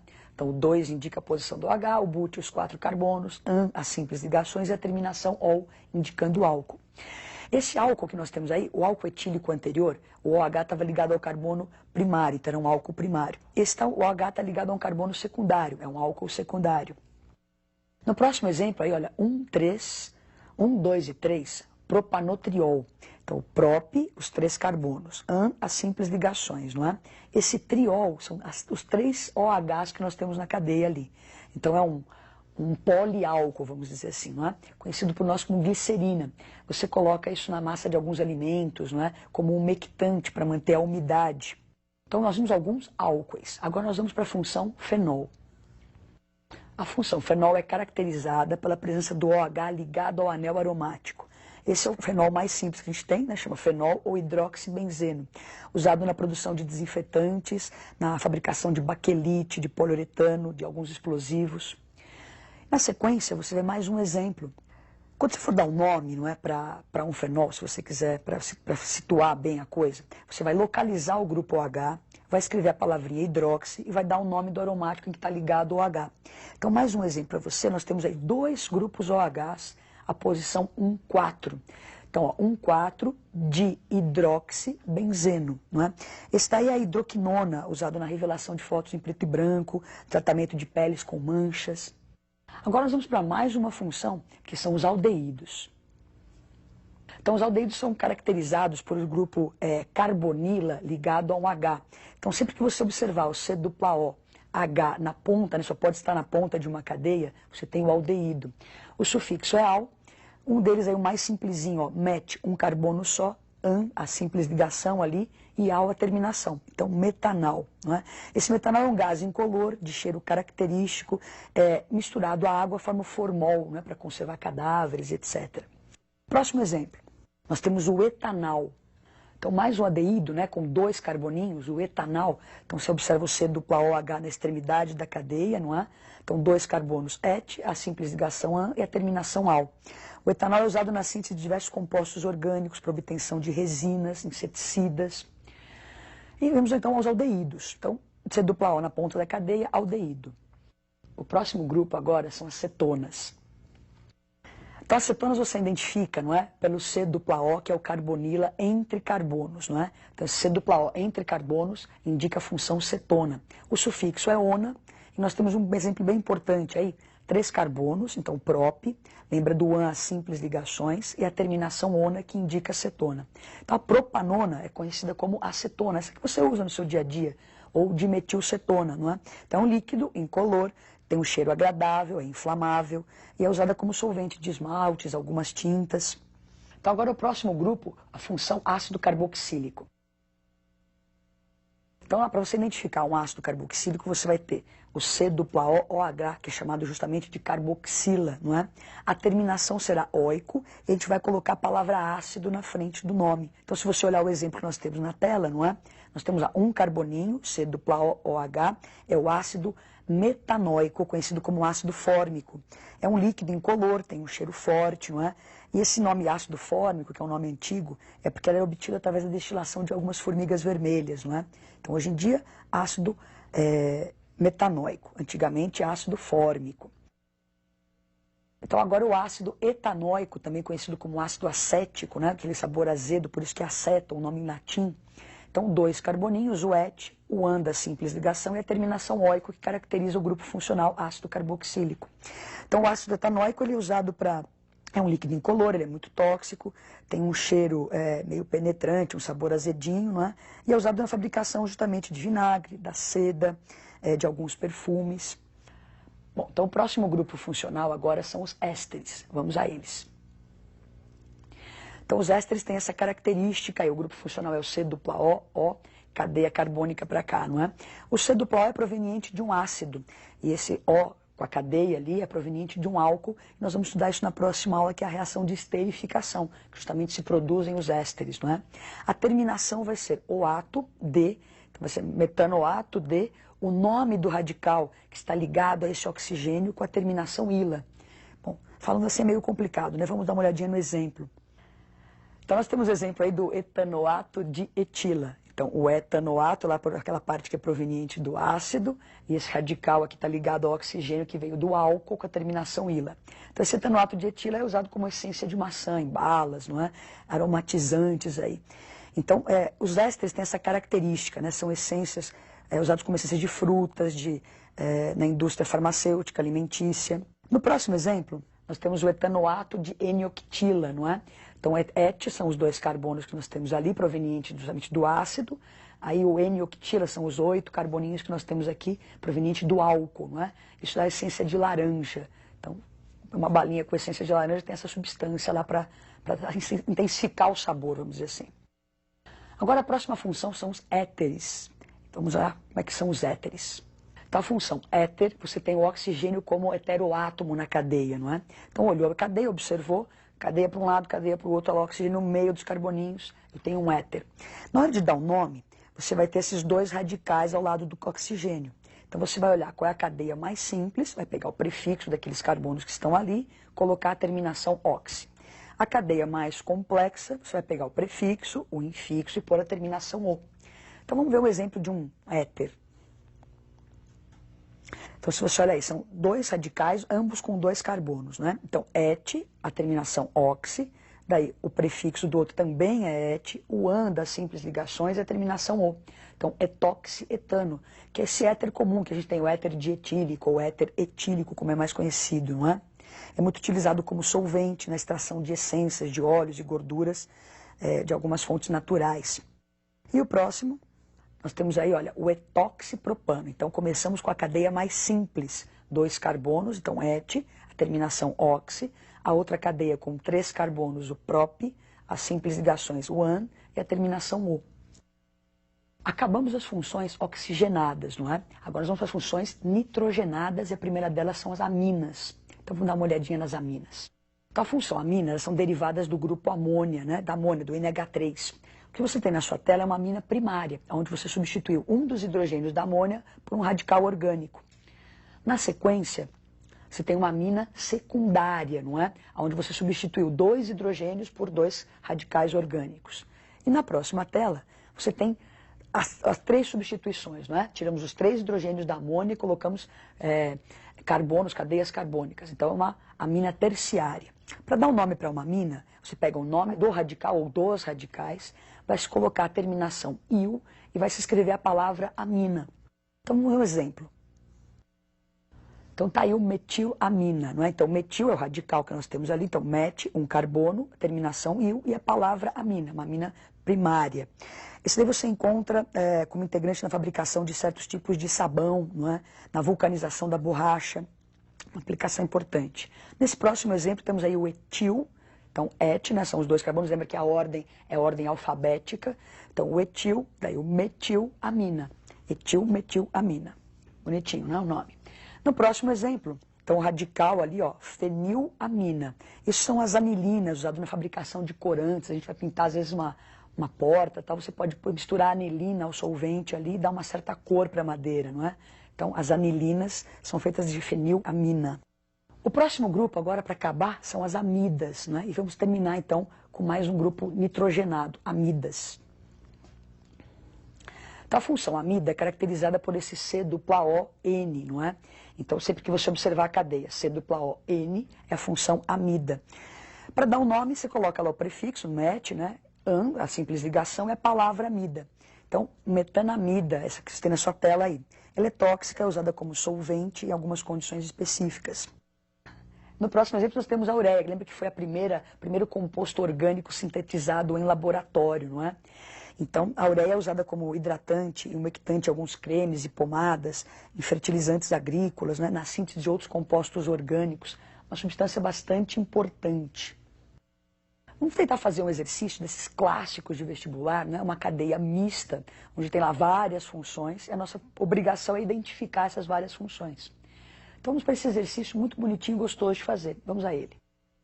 Ele diz assim, ó, a respeito da molécula de AZT, o esquema a seguir indica essa molécula, mostra essa molécula, né? Indique os grupos funcionais presentes nesse composto. Então você olha, dá aquela paquerada, não é? Nesse composto imenso, e daí você começa a procurar as funções que existem aí, as funções orgânicas. Daí você começa a identificar, então ali, olha, o OH ligado a carbono saturado, nós temos o álcool, esse NH2, nós temos a função amina, o O entre carbonos, nós temos a função éter, e o C-O-N, a função amida. Então, na molécula de AZT, nós encontramos 4 grupos funcionais: álcool, amina, éter e amida. Bom, nós passamos então rápido por todas as funções, os seus sufixos. O que é muito importante no seu vestibular é você ter o carinho, o cuidado de olhar para uma molécula, não é? E tentar identificar essas funções. Você tem exercícios no vestibular que dá uma cadeia mista, quer dizer, cheia de funções, lá, todas penduradas ali. Você olha, nossa, é um monstro isso. Não é bem um monstro, é só ter o carinho, olhar com cuidado e identificando. Então, o que é importante dessa aula é que você reveja cada uma das funções, saiba identificar. Então, falou em álcool, é o OH ligado ao carbono saturado, ácido carboxílico, é o C-O-OH, cetona, aldeído, quer dizer, identificar cada uma dessas funções é a coisa mais importante. Na hora de dar o nome, sempre lembrar as terminações, aqueles sufixos, né, também é extremamente importante. Então, saber caracterizar as moléculas, ter esse carinho de olhar, não é? Então, nas outras aulas a gente viu hidrocarbonetos, só tem carbono e hidrogênio. Hoje, as funções com oxigênio, funções com nitrogênio. Espero que vocês treinem bastante, não é? E até a nossa próxima aula. Coragem!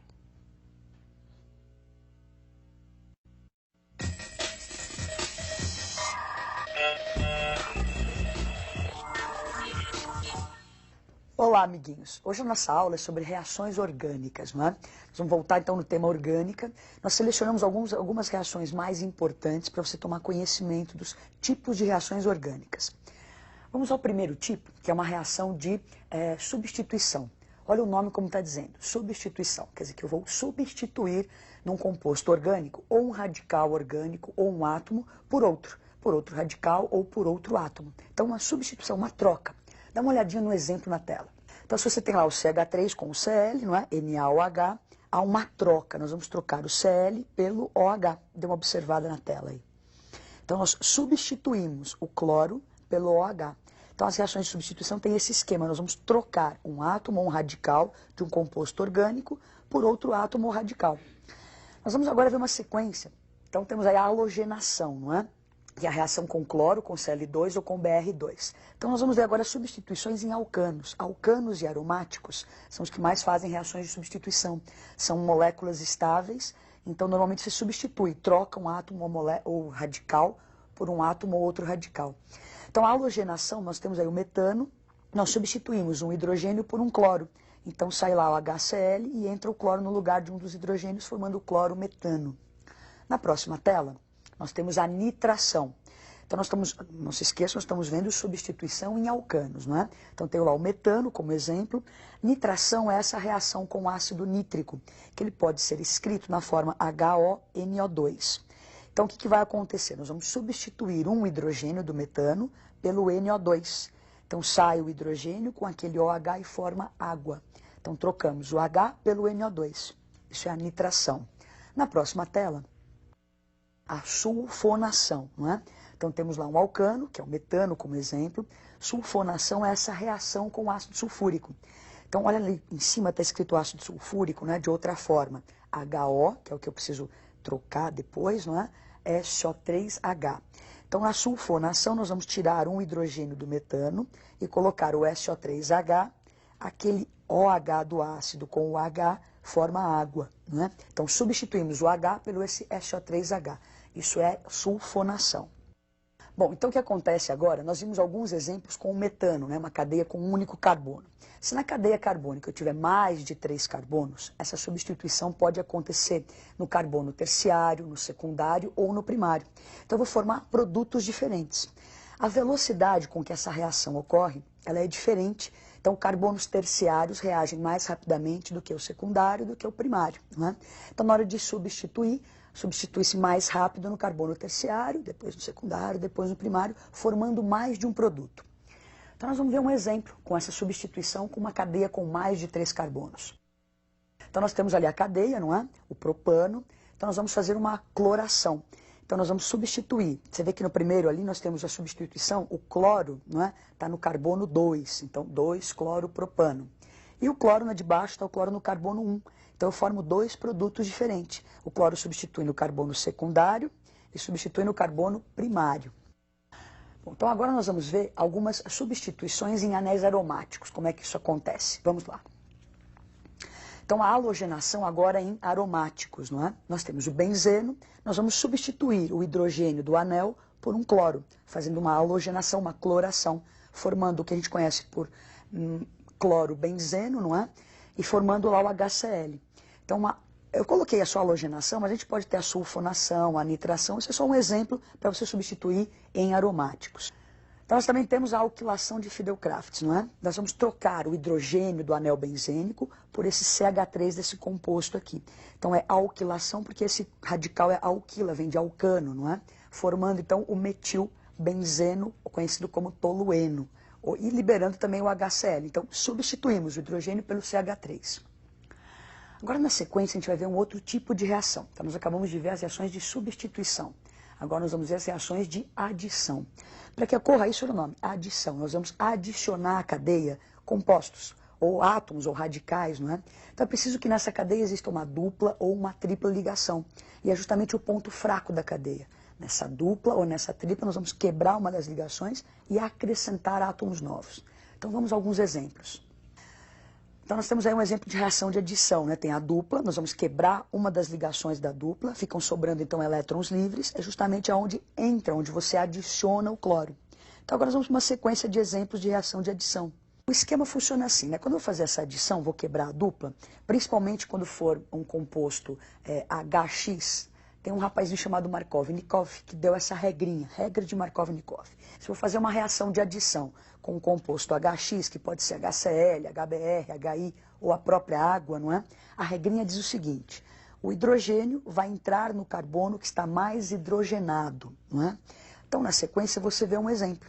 Eu tenho aí o propeno, temos lá a dupla ligação, nós vamos quebrar a dupla. Então, você tem um dos carbonos tem 2 hidrogênios, e o outro tem um hidrogênio só. Então, o hidrogênio entra no carbono mais hidrogenado. Então, vai entrar ali no CH2 e o cloro entra no outro átomo de carbono, formando 2-cloropropano, né? Então, essa regrinha é a regrinha de Markov-Nikov. O hidrogênio entra no carbono mais hidrogenado. Então, agora vamos para alguns exemplos de reações de adição. E é bom que você lembre dessa regrinha para quando for necessário, né? Então, a primeira reação de adição é a hidrogenação catalítica, né? Hidrogenação é essa adição de hidrogênio. Então, nós temos o eteno reagindo com o hidrogênio em presença de níquel, que funciona como catalisador. Aquecemos, né? Esse triângulo indica aquecimento. Então, você quebra a ligação, quebra a dupla ligação e acrescenta hidrogênios, formando o etano. Na equação de baixo, você tem o etino ou acetileno, também sofrendo hidrogenação catalítica. Quebramos uma das ligações da tripla, entram os hidrogênios formando o eteno. Na sequência, nós vamos ver uma halogenação, né, que seria a adição de cloro ou de bromo. Então temos ali o eteno, lembra a dupla ligação é o ponto fraco, Eu vou quebrar uma das ligações e adiciono o bromo. Então, formando um 2 de bromo etano. Na próxima tela, nós vamos ver mais uma reação de adição. Então, agora a adição de um composto HX, que pode ser o HCl, HBr ou HI. Então, nós temos o etino, não é? Nós vamos acrescentar o ácido clorídrico, HCl. Rompemos uma das ligações do etino, então entra o hidrogênio num dos carbonos e entra o cloro na outra. Aí não tem necessidade da regra de Markov-Nikov, porque os carbonos da cadeia estão da mesma forma hidrogenados, né? Então o cloro entra em qualquer um dos carbonos, formando o cloro eteno. Na próxima tela, nós temos a hidratação. Então, uma reação de adição chamada hidratação, que vai se adicionar água. Então, você tem lá, sempre tem que ter a duplinha ou a tripla. Rompemos umas dessas ligações, não é? Entra o hidrogênio num carboninho e entra o OH, formando o etanol. Então, nós estamos adicionando, quebrando e adicionando coisas à molécula. Na próxima tela, nós vamos ver a adição em anéis aromáticos, não é? Então, está aí o benzeno, nós vamos acrescentar cloro. Então, você vai romper, né, as duplas ligações do anel aromático, do benzeno, e acrescentar cloros. Então, acrescentamos, no caso, 6 átomos de cloro, formando o hexacloro ciclohexano, que é o BHC, que é usado como inseticida, não é?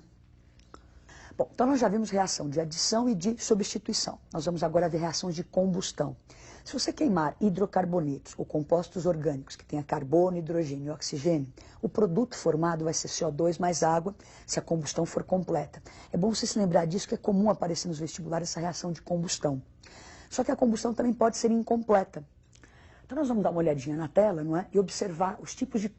Assim, combustão completa, incompleta, como é que pode acontecer isso? Dê uma olhadinha no quadro. Então nós temos a queima do metano, não é?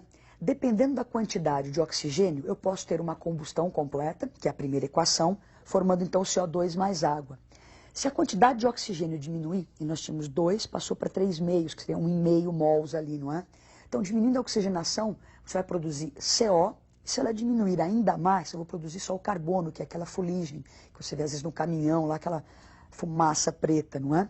Então, por isso o carro tem que estar bem regulado, não é? Para que a quantidade de oxigênio provoque uma combustão completa, não é? Para você não produzir nem CO, que é tóxico, nem carbono, que é essa fuligem. Não é muito agradável você respirar isso, não é? Agora, na sequência, nós vamos ver um outro tipo de reação. Reação extremamente importante, que são as reações de esterificação, justamente para se formar os ésteres, não é? Então, essa reação grave bem, combustão, esterificação, são reações bem importantes no vestibular. Então, vamos à reação de esterificação. Então, para se formar um éster, eu vou reagir um álcool com um ácido, formando, então, o éster mais água. A reação contrária, se eu pegar um éster, reagir com água, vai formar, então, seria a hidrólise, não é? Formaria novamente o ácido mais álcool. Vamos ver um exemplo de uma esterificação. Temos aí o ácido etanóico, que é o ácido acético, reagindo com o metanol, né? Ou álcool metílico. Então, o que acontece? Na esterificação, o OH do ácido carboxílico interage com este H do álcool, formando água, e você vai unir essas pontezinhas aí, ó, que sobraram. Então, nós vamos tirar a água e vamos emendar essas coisas, como você pode ver agora no produto. Então, olha lá o que aconteceu, não é? Aquela parte, o CH3 dupla O, é que veio do ácido, o OCH3 veio do álcool e saiu água, formando, então, o éster etanoato de metila. Agora nós vamos para o nosso último tipo de reação orgânica, que é a saponificação. Também bastante importante. Olha, combustão, essa esterificação e a saponificação para o seu vestibular são muito importantes, não é? Então, saponificação. Você fala, pô, parece sabão. E é isso, a reação em que se forma o sabão. Já ouviu falar no interior que as pessoas às vezes matam um porco, não é? Pegam a gordura e misturam com soda cáustica para fazer sabão? É alguma coisa parecida com isso que nós vamos ver a parte química dessa história aí, não é? Então, que tipo de substâncias interagem para formar o sabão? Vamos ver a reação, então, de saponificação.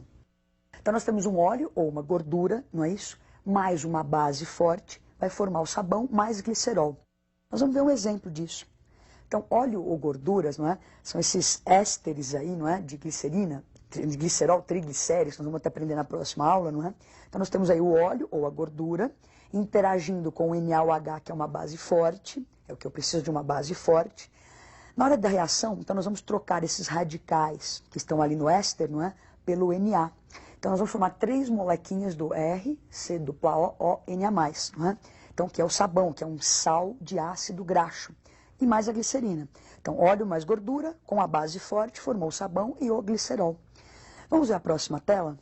Então, ó, o sabão é um sal de ácido graxo. O que é isso, ácido graxo? Não é? É um ácido, é um sal com ácido carboxílico de cadeia longa.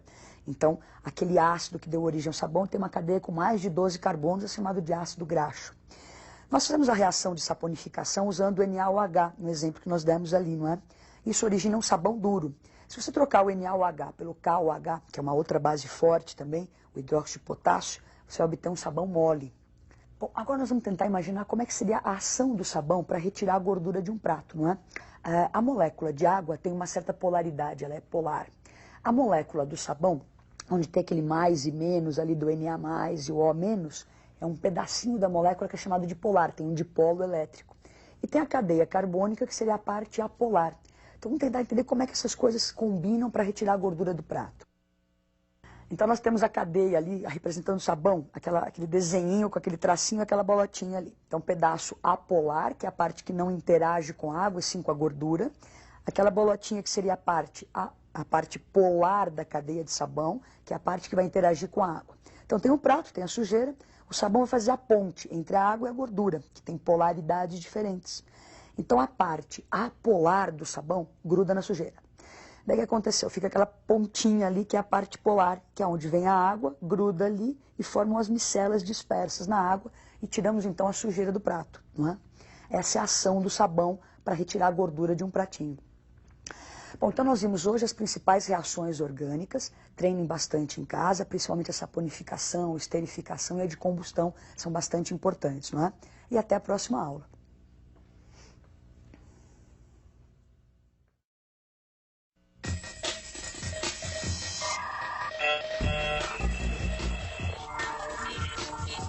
Olá, amiguinhos. A nossa aula hoje é sobre polímeros e biomoléculas, não é? Polímeros, olha o nome, poli, não é? Então, são macromoléculas formadas pela união de vários monômeros. Então, nós temos monômeros, vão se polimerizar, vão emendando um ao outro, formando essa macromolécula chamada de polímero. Então, nós temos aqui um exemplinho, uma brincadeirinha, não é? Quando você começa a pegar o clips e emendar um no outro, então você teria aqui o que a gente chama de monômero, vai emendando um no outro, vai formando uma macromolécula, que a gente pode chamar de polímero, não é? Então existem polímeros sintéticos e polímeros naturais. Nós vamos então falar um pouquinho de cada um deles. Então vamos dar uma olhadinha nos exemplos de polímeros sintéticos e de naturais. Depois, durante a aula, nós vamos discorrer sobre eles. Dá uma olhadinha no quadro. Então, polímeros naturais, né, nós temos a celulose, o amido, o látex natural, seda, fio da teia de aranha. E polímeros artificiais são esses plásticos, né? Vivemos na época do plástico. Então, polietileno, teflon, nylon, poliéster, borracha sintética, acrílico, são alguns exemplos desses polímeros. Bom, agora o que nós vamos fazer, então, é ver essas reações dos polímeros, as polimerizações. Fiquem atentos que no vestibular, às vezes, não é? Nós vamos fazer um primeiro caso de polímeros, que é polímeros de adição. Então, nós vamos adicionar uma molécula a outra. Então, às vezes, no vestibular, você tem lá umas alternativas. Quais substâncias abaixo podem formar um polímero? Então, fiquem atentos se você tem a dupla ligação. Porque essa dupla ligação no monômero que vai romper e abrir os bracinhos para se emendar uma molécula na outra. Então, nós vamos ver o primeiro caso de polímeros, são polímeros de adição. Para ter um polímero de adição, eu vou ter que ter essa estrutura, né? Esse C dupla C ali, porque é justamente uma das ligações da dupla que eu vou romper. Então, se você olhar no produto, tá ali eu tracei já de olha a cor, não é? Então, você quebrou a dupla, sobram valências livres nos carbonos, e eu vou emendar esse C, ligação simples C, várias vezes, olha, N vezes. Então, formando a macromolécula que seria o polímero. Então, vamos primeiro um exemplo de polímero de adição. Então, nós temos aí o polietileno, né? Então, você tem o eteno ou etileno, quebramos a dupla ligação, na presença de catalisador, pressão e calor, formamos o polietileno. Então, a estrutura lá, olha, C, tracinho C, que vai se repetir N vezes, não é? Então, nós vamos emendar isso N vezes, formando o polietileno. Um próximo exemplo. Então, nós temos aí o cloreto de vinila, que seria o monômero. Temos a dupla ligação, você rompe a dupla, vai formar lá então o monômero que vai se repetir N vezes, dando origem ao polímero. É o policloreto de vinila, que é o PVC, para fazer tubulações de encanamento de casa, não é? Próximo exemplo. Então temos aí o tetrafluoretileno, não é? Nós vamos quebrar essa dupla ligação, presença de catalisador, pressão, calor, vamos formar o politetrafluoretileno, que dá origem ao teflon, que você usa na frigideira, devido à baixa aderência que ele tem a materiais, a inércia química, a resistência ao calor, não é? Então eu posso dar nas minhas panelas para que as coisas não grudem, então ele resiste bem ao calor e me ajuda na limpeza dessa panela também depois. A gente agradece a química por isso, né? Bom, então nós já vimos a polimerização por adição, onde o que era importante é ter aquela dupla ligação, onde você vai romper e emendar os monômeros, não é? Agora a gente vai ver uma polimerização por condensação. Então eu vou ter duas estruturas, como se fossem aqui nossos clipezinhos, duas moléculas, que podem ser iguais ou diferentes. Essas moléculas, não é, eu vou tirar delas, não é, uma coisinha menor para formar ou água ou HCl. Então eu vou pegar essas duas moléculas, retirar uma parte de cada uma delas e vou emendá-las, né, formando o que a gente vai chamar de monômero. Isso aqui vai se repetir N vezes. Então, numa polimerização por condensação, eu vou ter duas substâncias, vou unir essas duas substâncias e depois polimerizar, não é? Então, vamos ver um exemplo da polimerização por condensação. Então, nós temos ali um poliálcool, um alcano, nós vamos tirar o hidrogênio mais o OH do álcool formando a água, emendamos, então, 2 carbonos mais 2 formaram 4. Essa estrutura com 4 carbonos vai se repetir N vezes, formando o polímero. Então vamos a alguns exemplos de polímeros de condensação. Então nós temos aí o poliuretano, não é? Temos essas duas primeiras moléculas, são moléculas diferentes. Então nós vamos quebrar o C dupla N, vamos quebrar ali o OH do álcool e vamos emendar essas coisas. Então olha para baixo ali, você vê, ó, o N, C dupla O, aparece então um pedacinho do álcool. Essa estrutura que se forma vai se repetir N vezes, formando o polímero, que é o poliuretano, não é? No próximo exemplo, então agora a poliamida ou nylon. Esse nylon que nós vamos ter como exemplo é o nylon chamado de meia-meia, porque as duas moléculas que vão formar o monômero têm 6 átomos de carbono na cadeia. Então é o ácido hexanodioico e 6-hexanodiamina, não é? Então você vê que para formar esse tipo de polímero por condensação, eu tenho um diácido, uma diamina, não é? Eu preciso ter essa estrutura nas pontas para poder emendar uma cadeia na outra. Então nós tiramos o OH do ácido, o H dessa amina, não é? E vamos emendar essa estrutura, na presença sempre de catalisador, pressão e aquecimento. Então você vai ver o produto agora. Então aquela estrutura imensa, não é? Esse monômero vai se repetir N vezes, dando origem ao nylon, não é? Então, se você observar esse C dupla O, N, né, é uma ligação amídica, né? C dupla O, N é o que indicava a função amida. Por isso que é chamado de poliamida, né? Porque você várias vezes esse C dupla O, N. No próximo exemplo, nós temos o poliéster, dracon ou terilene, não é? Então nós temos aí o ácido, né, o diácido parabenzoico e 2-etanodiol, né? Então, de novo, aquela estrutura, olha, 2 diácido, diálcool, não é? Então, eu vou pegar o OH desse ácido com o H do álcool e vou arrancar a água e vou emendar essas estruturas. Então, você vai ver o produto. Então, está lá a estrutura, emendamos uma na outra, esse monômero que se formou vai se repetir N vezes. Se você olhar o C dupla O, é o que indica a função éster, não é? Então, por isso é chamado de poliéster, porque nós vamos ter várias vezes essa ligação C dupla O. Então, agora nós vamos ver algumas moléculas, algumas biomoléculas, não é? Então, falamos de polímeros sintéticos e vamos aproveitar e falar de biomoléculas e dentro dessas biomoléculas existem alguns polímeros naturais, como celulose, não é? Então, biomoléculas são as moléculas que formam o nosso organismo vivo, não é? Então são lipídios, carboidratos, as proteínas, não é? Então vamos ver um pouquinho de cada uma delas. Então os lipídios são ésteres, não é? Ou triésteres, que são as ceras, os óleos ou as gorduras.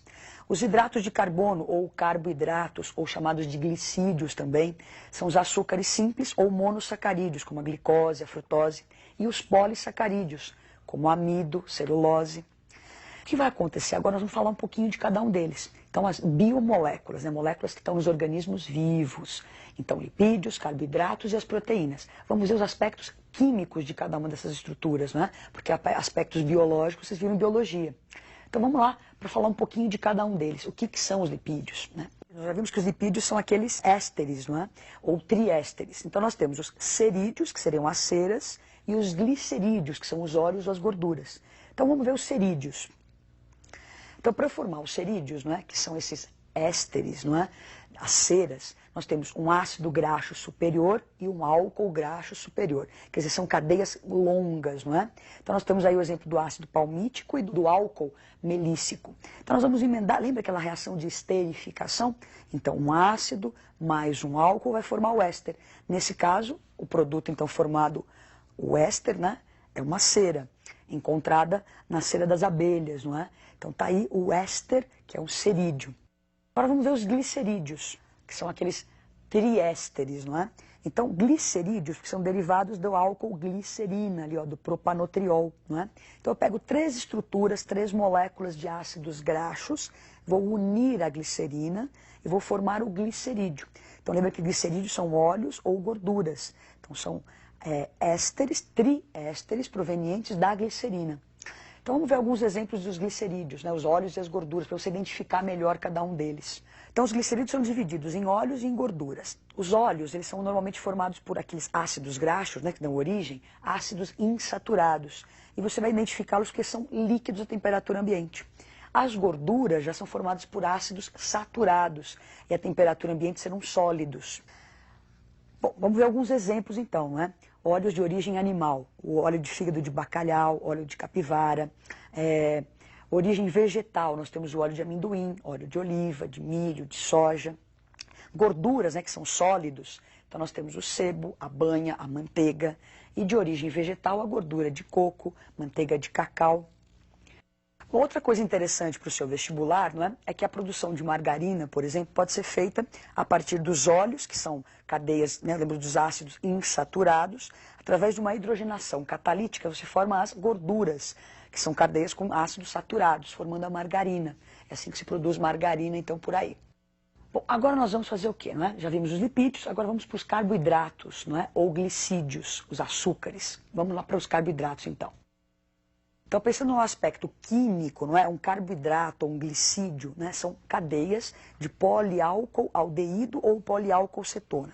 Você tem na sua tela o exemplo da glicose, que é um poliálcool aldeído, não é? Chamada de aldose, ou uma aldo, porque tem o aldeído, hexose, porque são 6 átomos de carbonos nessa cadeia, não é? Então, uma aldohexose.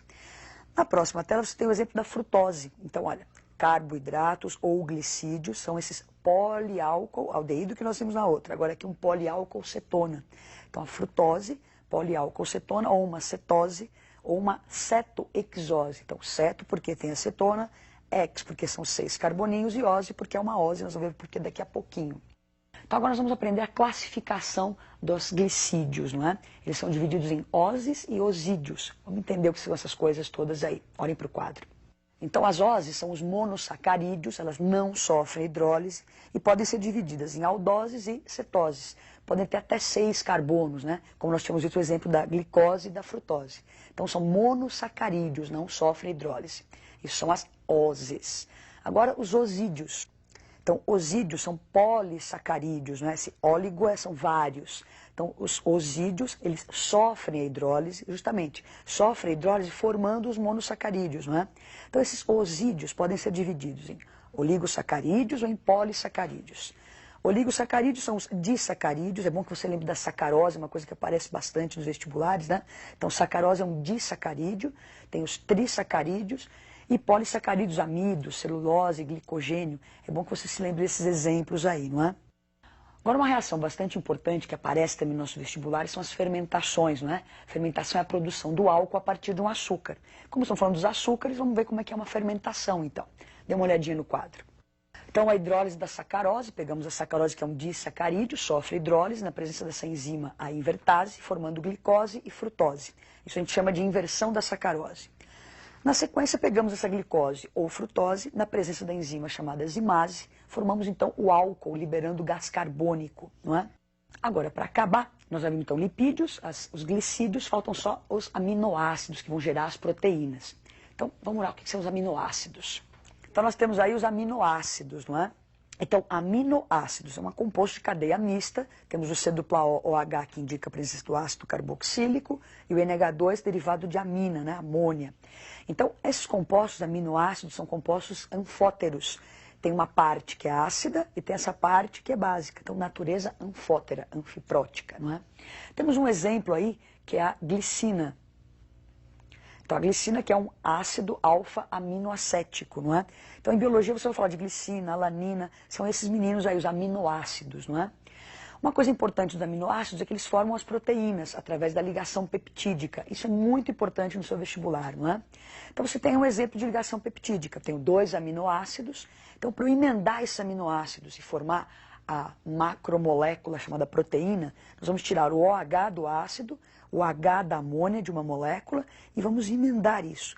Então, na próxima tela você vê o produto disso, né? Olha, esse C-O-N, que é a ligação amídica, não é? Formando amida. Então, isso daí, nós temos a formação das proteínas, não é? Então, as ligações peptídicas ligam, unem os aminoácidos, formando as proteínas. Bom, então nós aprendemos muitas coisas nessa aula, né? Foi uma aula bem extensa. Dê uma estudada, boa sorte e até a próxima aula.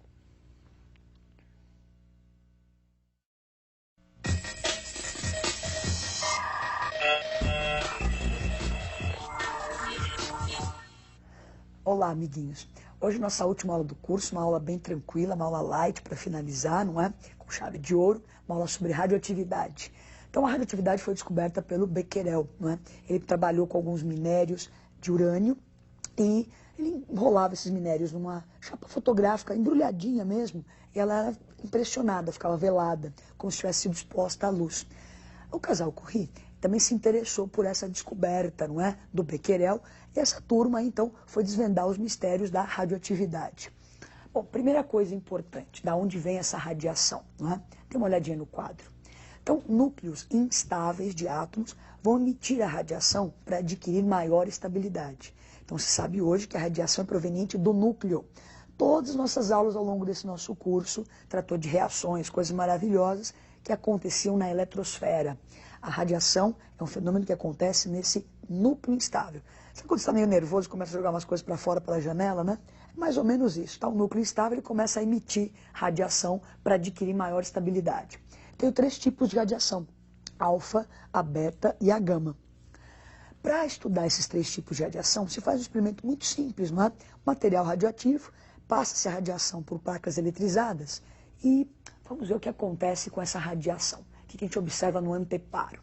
Bom, então está lá o material radioativo, não é? Preso nessa caixinha de chumbo. A radiação, então, vai passar por essas placas eletrizadas e o anteparo me permite ver que tipos ou quantos tipos de radiação eu tenho. Então existe uma radiação que atravessa as placas sem sofrer nenhum desvio. Quer dizer, uma radiação que não é nem positiva nem negativa, é neutra. Existe uma radiação que sofre um desvio para o lado do negativo, então deve ser uma radiação positiva. Existe uma radiação que caminha para o lado do positivo, deve ser uma radiação com carga negativa, não é? Bom, então nós vamos fazer uma tabelinha para organizar esses três tipos de radiação e as suas características. Dê uma olhadinha no quadro. Então nós temos a radiação alfa, beta e gama. A radiação alfa justamente é de carga positiva. Daqui a pouco nós vamos falar um pouquinho mais detalhado delas, não é? A radiação alfa é formada por 2 prótons e 2 nêutrons lançados por este núcleo. Então, se ela tem 2 prótons e 2 nêutrons, ela tem massa 4 e carga 2. Como ela é meio gordinha, não é? O seu poder de penetração é pequeno. Uma folha de papel é o suficiente para reter essa radiação. Já a radiação beta é um elétron que é lançado pelo núcleo. Lembra que a radiação vem do núcleo. Mas é um elétron no núcleo, já vamos explicar de onde veio esse elétron. Um elétron, portanto, a radiação beta, que é esse elétron, tem massa 0 e tem carga -1. O poder de penetração já é médio, como ela tem uma massa bem pequena, ela é mais veloz, tem um maior poder de penetração, mais magrinha. A radiação gama é pura energia, né? Onda eletromagnética. Não tem massa, nem tem carga, então tem um alto poder de penetração, podendo atravessar alguns centímetros de chumbo. Nós vamos tratar de cada uma dessas radiações, entender melhor cada uma delas. Então lembra que a radiação é um fenômeno que acontece num núcleo instável. Ele começa a lançar ou partícula alfa, ou partícula beta, ou a onda eletromagnética gama. Então dá uma olhadinha como é que é essa partícula alfa mais detalhada agora. Então você tem lá um átomo, né, o núcleo desse átomo. Desse átomo, então, desse núcleo, vão sair sendo lançados para fora 2 prótons e 2 nêutrons. Então essa partícula alfa, a gente costuma dizer que ela se assemelha ao núcleo do átomo de hélio, não é? Então o átomo emite essa radiação, emite a partícula alfa, que são 2 prótons e 2 nêutrons. Então na próxima tela você tem lá o núcleo emitindo a radiação beta. Bom, não existe elétron no núcleo, não é? Então o que acontece? De onde veio esse elétron? Se você observar a equação que está abaixo, da desintegração de um nêutron, não é? Um nêutron que estava no núcleo, ele se transmuta em um próton, um elétron e um neutrino. Este elétron que é formado neste núcleo, então, é lançado na forma de radiação beta, ficando neste núcleo um próton a mais. Daqui a pouquinho nós vemos que isso é importante. Então, se lembre, quando ele emitia a radiação beta, o nêutron se desintegrou, emitiu a beta e ficou um próton no núcleo. Então vamos ver quando acontece uma desintegração, um decaimento radioativo, não é? O que acontece com a massa e com a carga dos elementos. Então, estou lá um átomo, ele emite radiação beta, emite radiação alfa. O que acontece com a sua estrutura? Você se lembra que o que identifica o elemento químico é o número atômico, o número de prótons. Então, se esse número de prótons sofrer mudanças, nós vamos ter um novo elemento químico. Então, observe algumas desintegrações radioativas.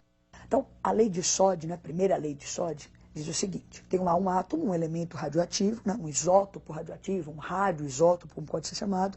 Se ele emitir uma partícula alfa, a sua massa vai diminuir em 4 unidades e o seu número atômico diminui em 2 unidades. Você se lembra que ele emitiu 2 prótons e 2 nêutrons. Então a massa decai 4 unidades, o número atômico 2.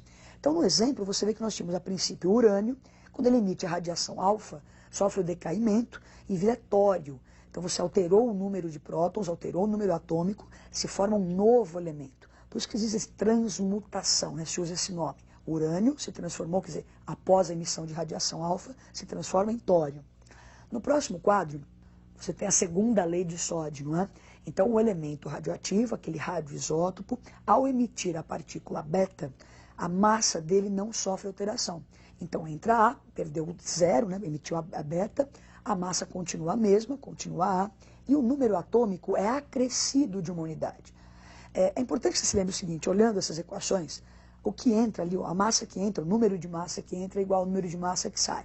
E o número atômico que entra é igual ao número de prótons lá que sai. Então tem que haver uma igualdade. Então entrou Z, daí Z mais 1, do outro lado, né? Olha, Z mais 1 menos 1 vai dar Z. Então, para emitir a partícula beta, lembra que ficou aquele próton dentro do núcleo. Então aumenta o número atômico em uma unidade. No exemplo, nós temos o tório, ele emitiu uma radiação beta, então a massa se conserva, formando então os isóbaros, né, mesma massa, e o número atômico diferente. Então o número atômico foi acrescido de uma unidade. Bom, o que acontece então? A radiação é proveniente do núcleo. Então o elemento pode emitir radiação alfa, radiação beta e a radiação gama, não é? Normalmente, se ele emite a radiação alfa, ele pode emitir junto a gama e não a beta. Então, nunca você vai ter um elemento radioativo emitindo simultaneamente alfa e beta. Então, ele pode emitir alfa, ele para, emite beta, e a gama acompanha, não é uma festa. O que acontece? Esses elementos, então, quando emitem radiação, sofrem essas desintegrações. Então, você percebeu que eu tinha urânio, esse urânio emitiu uma radiação, se transmutou em outro elemento. Existe um período, né, de tempo chamado meia-vida, que é justamente o tempo para que a sua amostra radioativa tenha a sua atividade, a sua massa reduzida à metade. Então, existe uma amostra de material radioativo aqui. Passado esse tempo chamado de meia-vida, que depende muito do elemento, pode ser alguns segundos como bilhões de anos, não é? Passada essa meia-vida, este tempo, aquele material radioativo que eu tinha nas minhas mãos perde o seu poder radioativo em 50%. Perde a sua massa em 50%. Vamos organizar isso num quadrinho para você entender melhor. Dá uma olhadinha na tela. Então nós tínhamos o urânio emitindo, por exemplo, radiação alfa, se transmutando em tório. Então vamos supor que eu começo com uma amostra com 10 átomos de urânio radioativo. Passado esse período chamado de meia-vida, não é? Restam só 5 átomos de urânio e formaram então mais 5 átomos de tório. Lógico que ele não desapareceu, não é? Então o urânio se transmutou em tório. Então, se eu tivesse, por exemplo, 20 gramas de urânio, eu teria do outro lado, depois da meia-vida, 10 gramas de urânio. Se o poder radioativo desses 10 átomos era de 100%, é o inicial, após a meia-vida, eu vou ter 50% desse poder radioativo. A gente ainda pode colocar isso num gráfico para mostrar o decaimento de um elemento em relação à sua meia-vida. Dê uma olhadinha no quadro. Então, temos lá uma massa de uma amostra radioativa, não é? E o tempo vai passando. Então, a massa inicial, M. A massa, quando se reduz à metade, esse primeiro período seria uma primeira meia-vida. A 1/4 da massa teriam passado 2 meias-vidas. 1/8 da massa inicial, passado 3 meias-vidas, não é? Então o gráfico está mostrando o decaimento de um material radioativo. Bom, agora, essas esse material radioativo, a gente ouve falar em usinas nucleares, bombas H, não é? O que acontece? Que processo eu posso ter com esse material radioativo? Então existe um processo chamado de fissão nuclear e um processo chamado de fusão nuclear. Fissão, olha, uma quebra, não é? Então é possível você quebrar um núcleo de um átomo atingindo ele, por exemplo, com um nêutron a alta velocidade. Então eu tenho um núcleo grande, não é? Eu vou bombardear esse núcleo com um nêutron a alta velocidade. Isso vai causar uma quebra desse núcleo em núcleos menores e libera uma energia absurdamente grande, não é? Nós vamos olhar para o quadro e observar isso melhor ali, ó. Então nós vamos ter uma reação de fissão nuclear. Está lá o átomo de urânio, foi bombardeado por um nêutron a alta velocidade. Não é sempre que vai formar bário e criptônio. Essa quebra você não tem muito controle. Vai formar dois átomos menores, não é? Então quebramos o núcleo de urânio, formamos dois átomos menores, nêutrons são lançados a alta velocidade e ainda liberam uma energia enorme. Essa energia que é o que a gente pode usar na bomba atômica, num reator nuclear. Então um reator e uma bomba atômica, o princípio que rege ali é da fissão nuclear. Então para você visualizar melhor, está ali o núcleo do átomo de urânio, não é? Essa partícula pequenininha cinza que está chegando seria um nêutron. Então ele bombardeou o núcleo de urânio, formou, emitiu, no caso, radiação gama, não é? Formou dois núcleos menores, que é o criptônio e o bário, e emitiu aqueles três nêutrons a alta velocidade. O que acontece? Esses nêutrons, não é, podem atingir um outro núcleo de urânio. Então estaria como se fosse uma sequência, não é? Aquele nêutron que foi lançado a alta velocidade atinge outro núcleo, e essa reação, se não for freada, não é, você vai ter uma explosão. Então, começa a quebrar vários núcleos, liberando nêutrons. Se você não parar isso, tem a bomba atômica. Quando isso é freado, não é? Você tem um reator nuclear. Acabamos de ver a fissão, vamos falar um pouco da fusão nuclear, não é? Para que haja fusão, eu preciso de núcleos pequenos e temperaturas elevadíssimas. É o que acontece no Sol, por exemplo, não é? Fusões nucleares. O combustível do Sol são essas fusões. A energia que a gente recebe aqui na Terra são derivadas dessas fusões nucleares.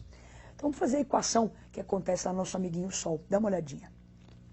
Então nós temos lá átomos de hidrogênio, quer dizer, átomos pequenos, milhões de graus Celsius. Esses núcleos se fundem, formando núcleos mais pesados e também liberando energia. Uma energia muito grande. No caso também é liberaram pósitrons, né, que é a partícula beta positiva. Essa energia muito grande também pode formar então a bomba H, a bomba de hidrogênio. Bom, demos uma noção do que é a radioatividade, dos tipos de radiação. Vamos pegar um exercício para a gente resolver, um exercício clássico, não é? Um exercício que pede o número de partículas alfa e beta de uma emissão radioativa. Dê uma olhadinha. Então, num processo de desintegração natural do urânio, não é? Pela emissão sucessiva de partículas alfa e beta, você forma o rádio. E qual é o número, então, de partículas alfa e beta que foram emitidos nesse processo de desintegração? Então, primeiro, montar a equação. Então nós temos o urânio, ele diz no texto, né? O urânio sofreu uma desintegração, se transformou em rádio, transmutou em rádio. Então temos ali, ó, o urânio, ele vai emitir radiação alfa. É importante que você, vestibulando, lembre que a massa de alfa é 4 e a carga é 2. Emite beta e se transmutou em rádio. Então eu quero descobrir justamente quantas alfa e quantas betas foram emitidas. É muito simples, não é? Você lembra que o número de massa que entra tem que ser igual ao número de massa que sai. Então você vai igualar, a princípio, os índices superiores. Então você vê ali 238, e vamos lá, x vezes 4, y vezes 0, 226. Resolvendo, o y cai fora e achamos x igual a 3. Quer dizer, x igual a 3 quer dizer que emitimos 3 partículas alfa. Na próxima tela, agora para achar o valor de y, você iguala os índices inferiores, não é? Então nós temos 92, igualando lá, x vezes 2, mais y vezes menos 1, mais 88.